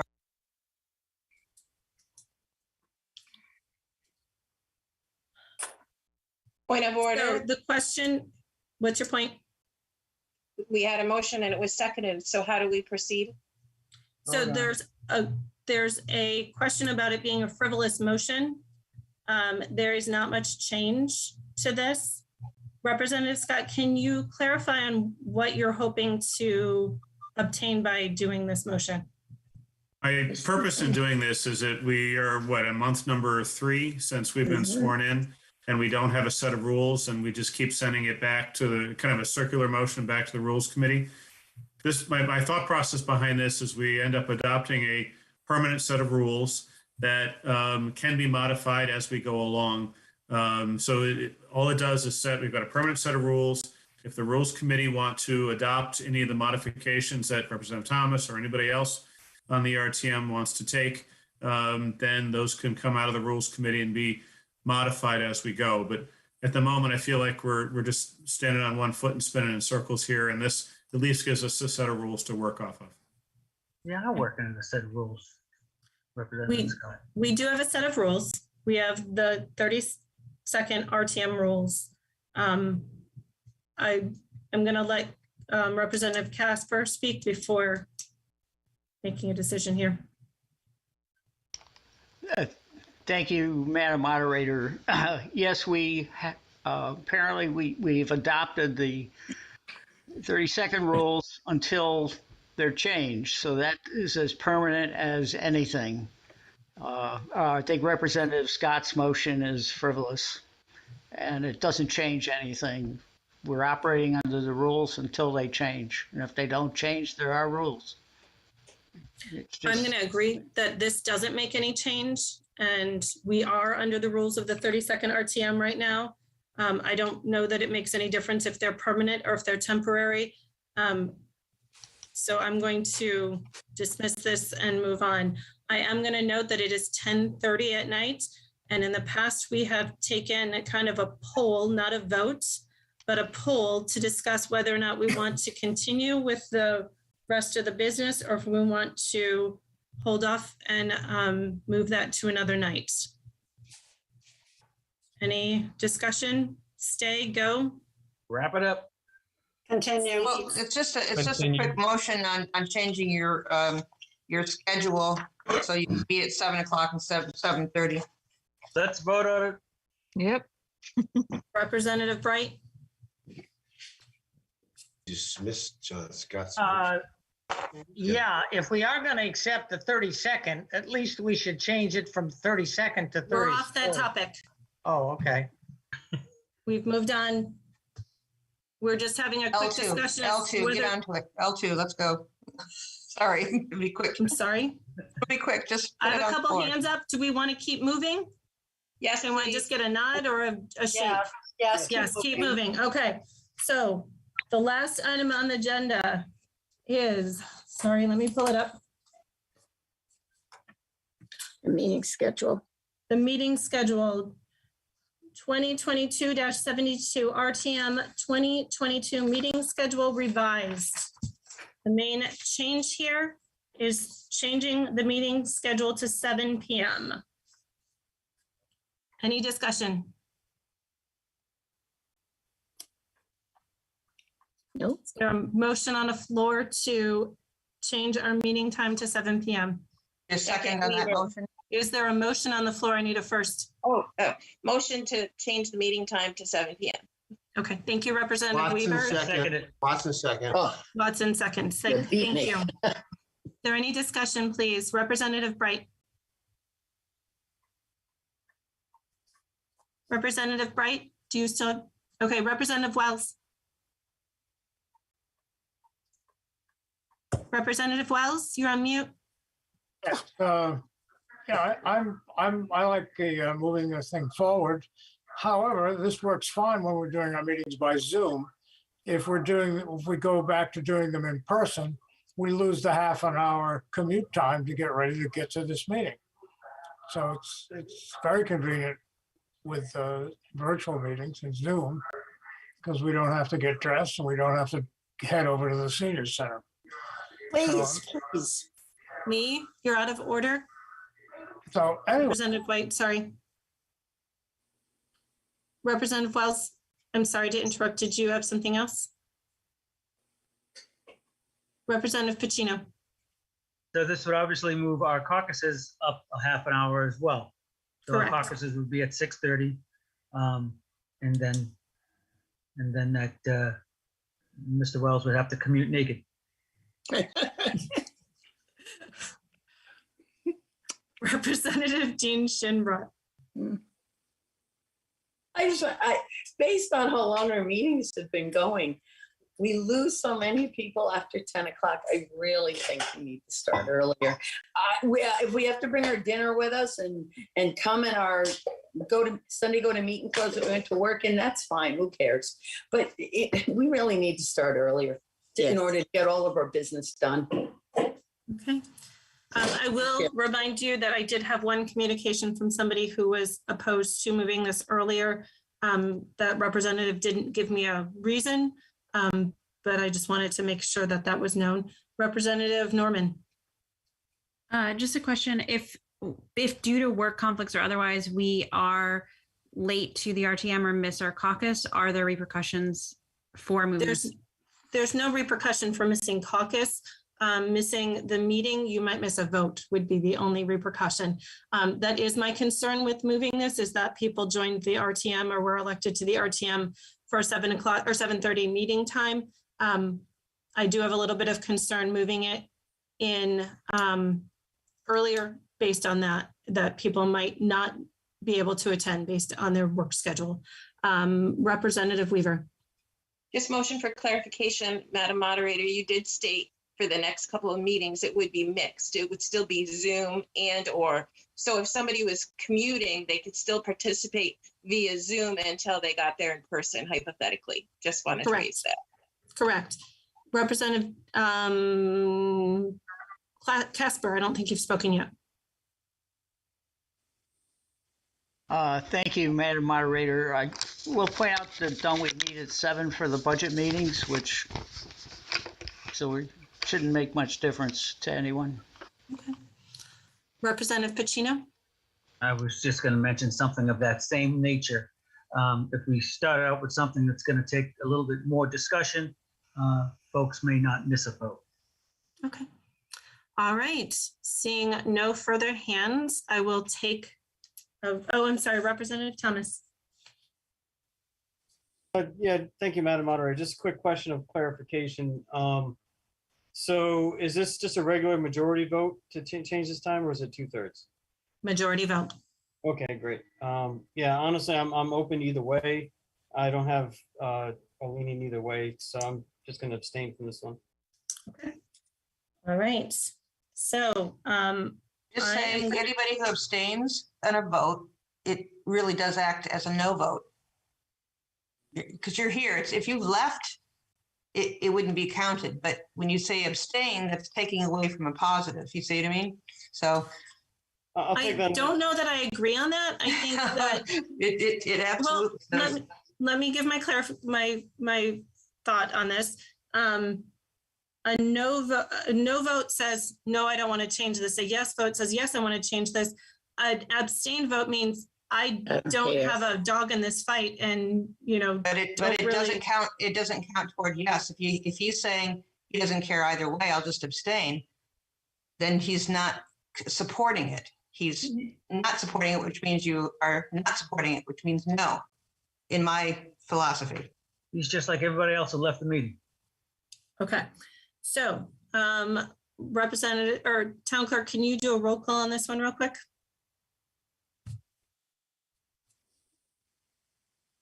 Okay, if you think we need it, I just don't think we need it because it's just a majority, but okay. All right, Representative Bailey. No. Okay. Burrell. No. Bright. Yes. Casper. Yes. Case. No. Cop. I think she left. Yeah. Dean Shinbrock. Yes. Evan. He left. Richie. Yes. Gardner. Left. Gothier. Left. Left. Guinipiero. Yes. Hainline. Gustafson. Mr. Gustafson left. Hainline left. Hanscom. They left too. I think. Abstain. I'm here. Sorry. Oh, okay. Ivy. Abstain. Combe. Yes. Massett. Yes. Merritt. Oops. Norman. No. That's 4. Aubrey's gone. Powers. Kristen. They're gone. Okay. Or she's gone. I'm here. Sean's Oh, here. Kristen Sean's Weatherby. here, sorry. Okay, Sean. No. Okay. Pacino. Yes. Ray. Yes. Scott. Yes. Earl. Yes. Thomas. Abstain. BC Williams. Yes. Watson. Yes. Weaver. Yes. Wells. No. That would be The moderator. 4. Okay, now White. She leave? Representative White. No, I'm, Oh, she's no, here. I'm here, yes. Okay, and Frickman, did you leave? He did. Yeah, Frickman's gone. Okay, so you have 15 yes, 4 no. I and didn't 6 vote. Oh, Russ. 16 yes. Yes, 16 yes, 4, oh, excuse me, 16 yes, 4 no's, and 6 abstentions. I have 6 no's and 3 abstentions. Nope, 4 Okay. and 6 abstentions. That's it. Okay. I will take a It motion to passes adjourn. because it's a majority vote of 16 in favor. Passes. So we'll start next week's meeting at 7. I will take a motion to adjourn. Second, Jacome. Bailey, Who is second. my, Second, Jacome. okay. Bailey, second. Yep. Thank you all. At Good 10. night. Good night all. night.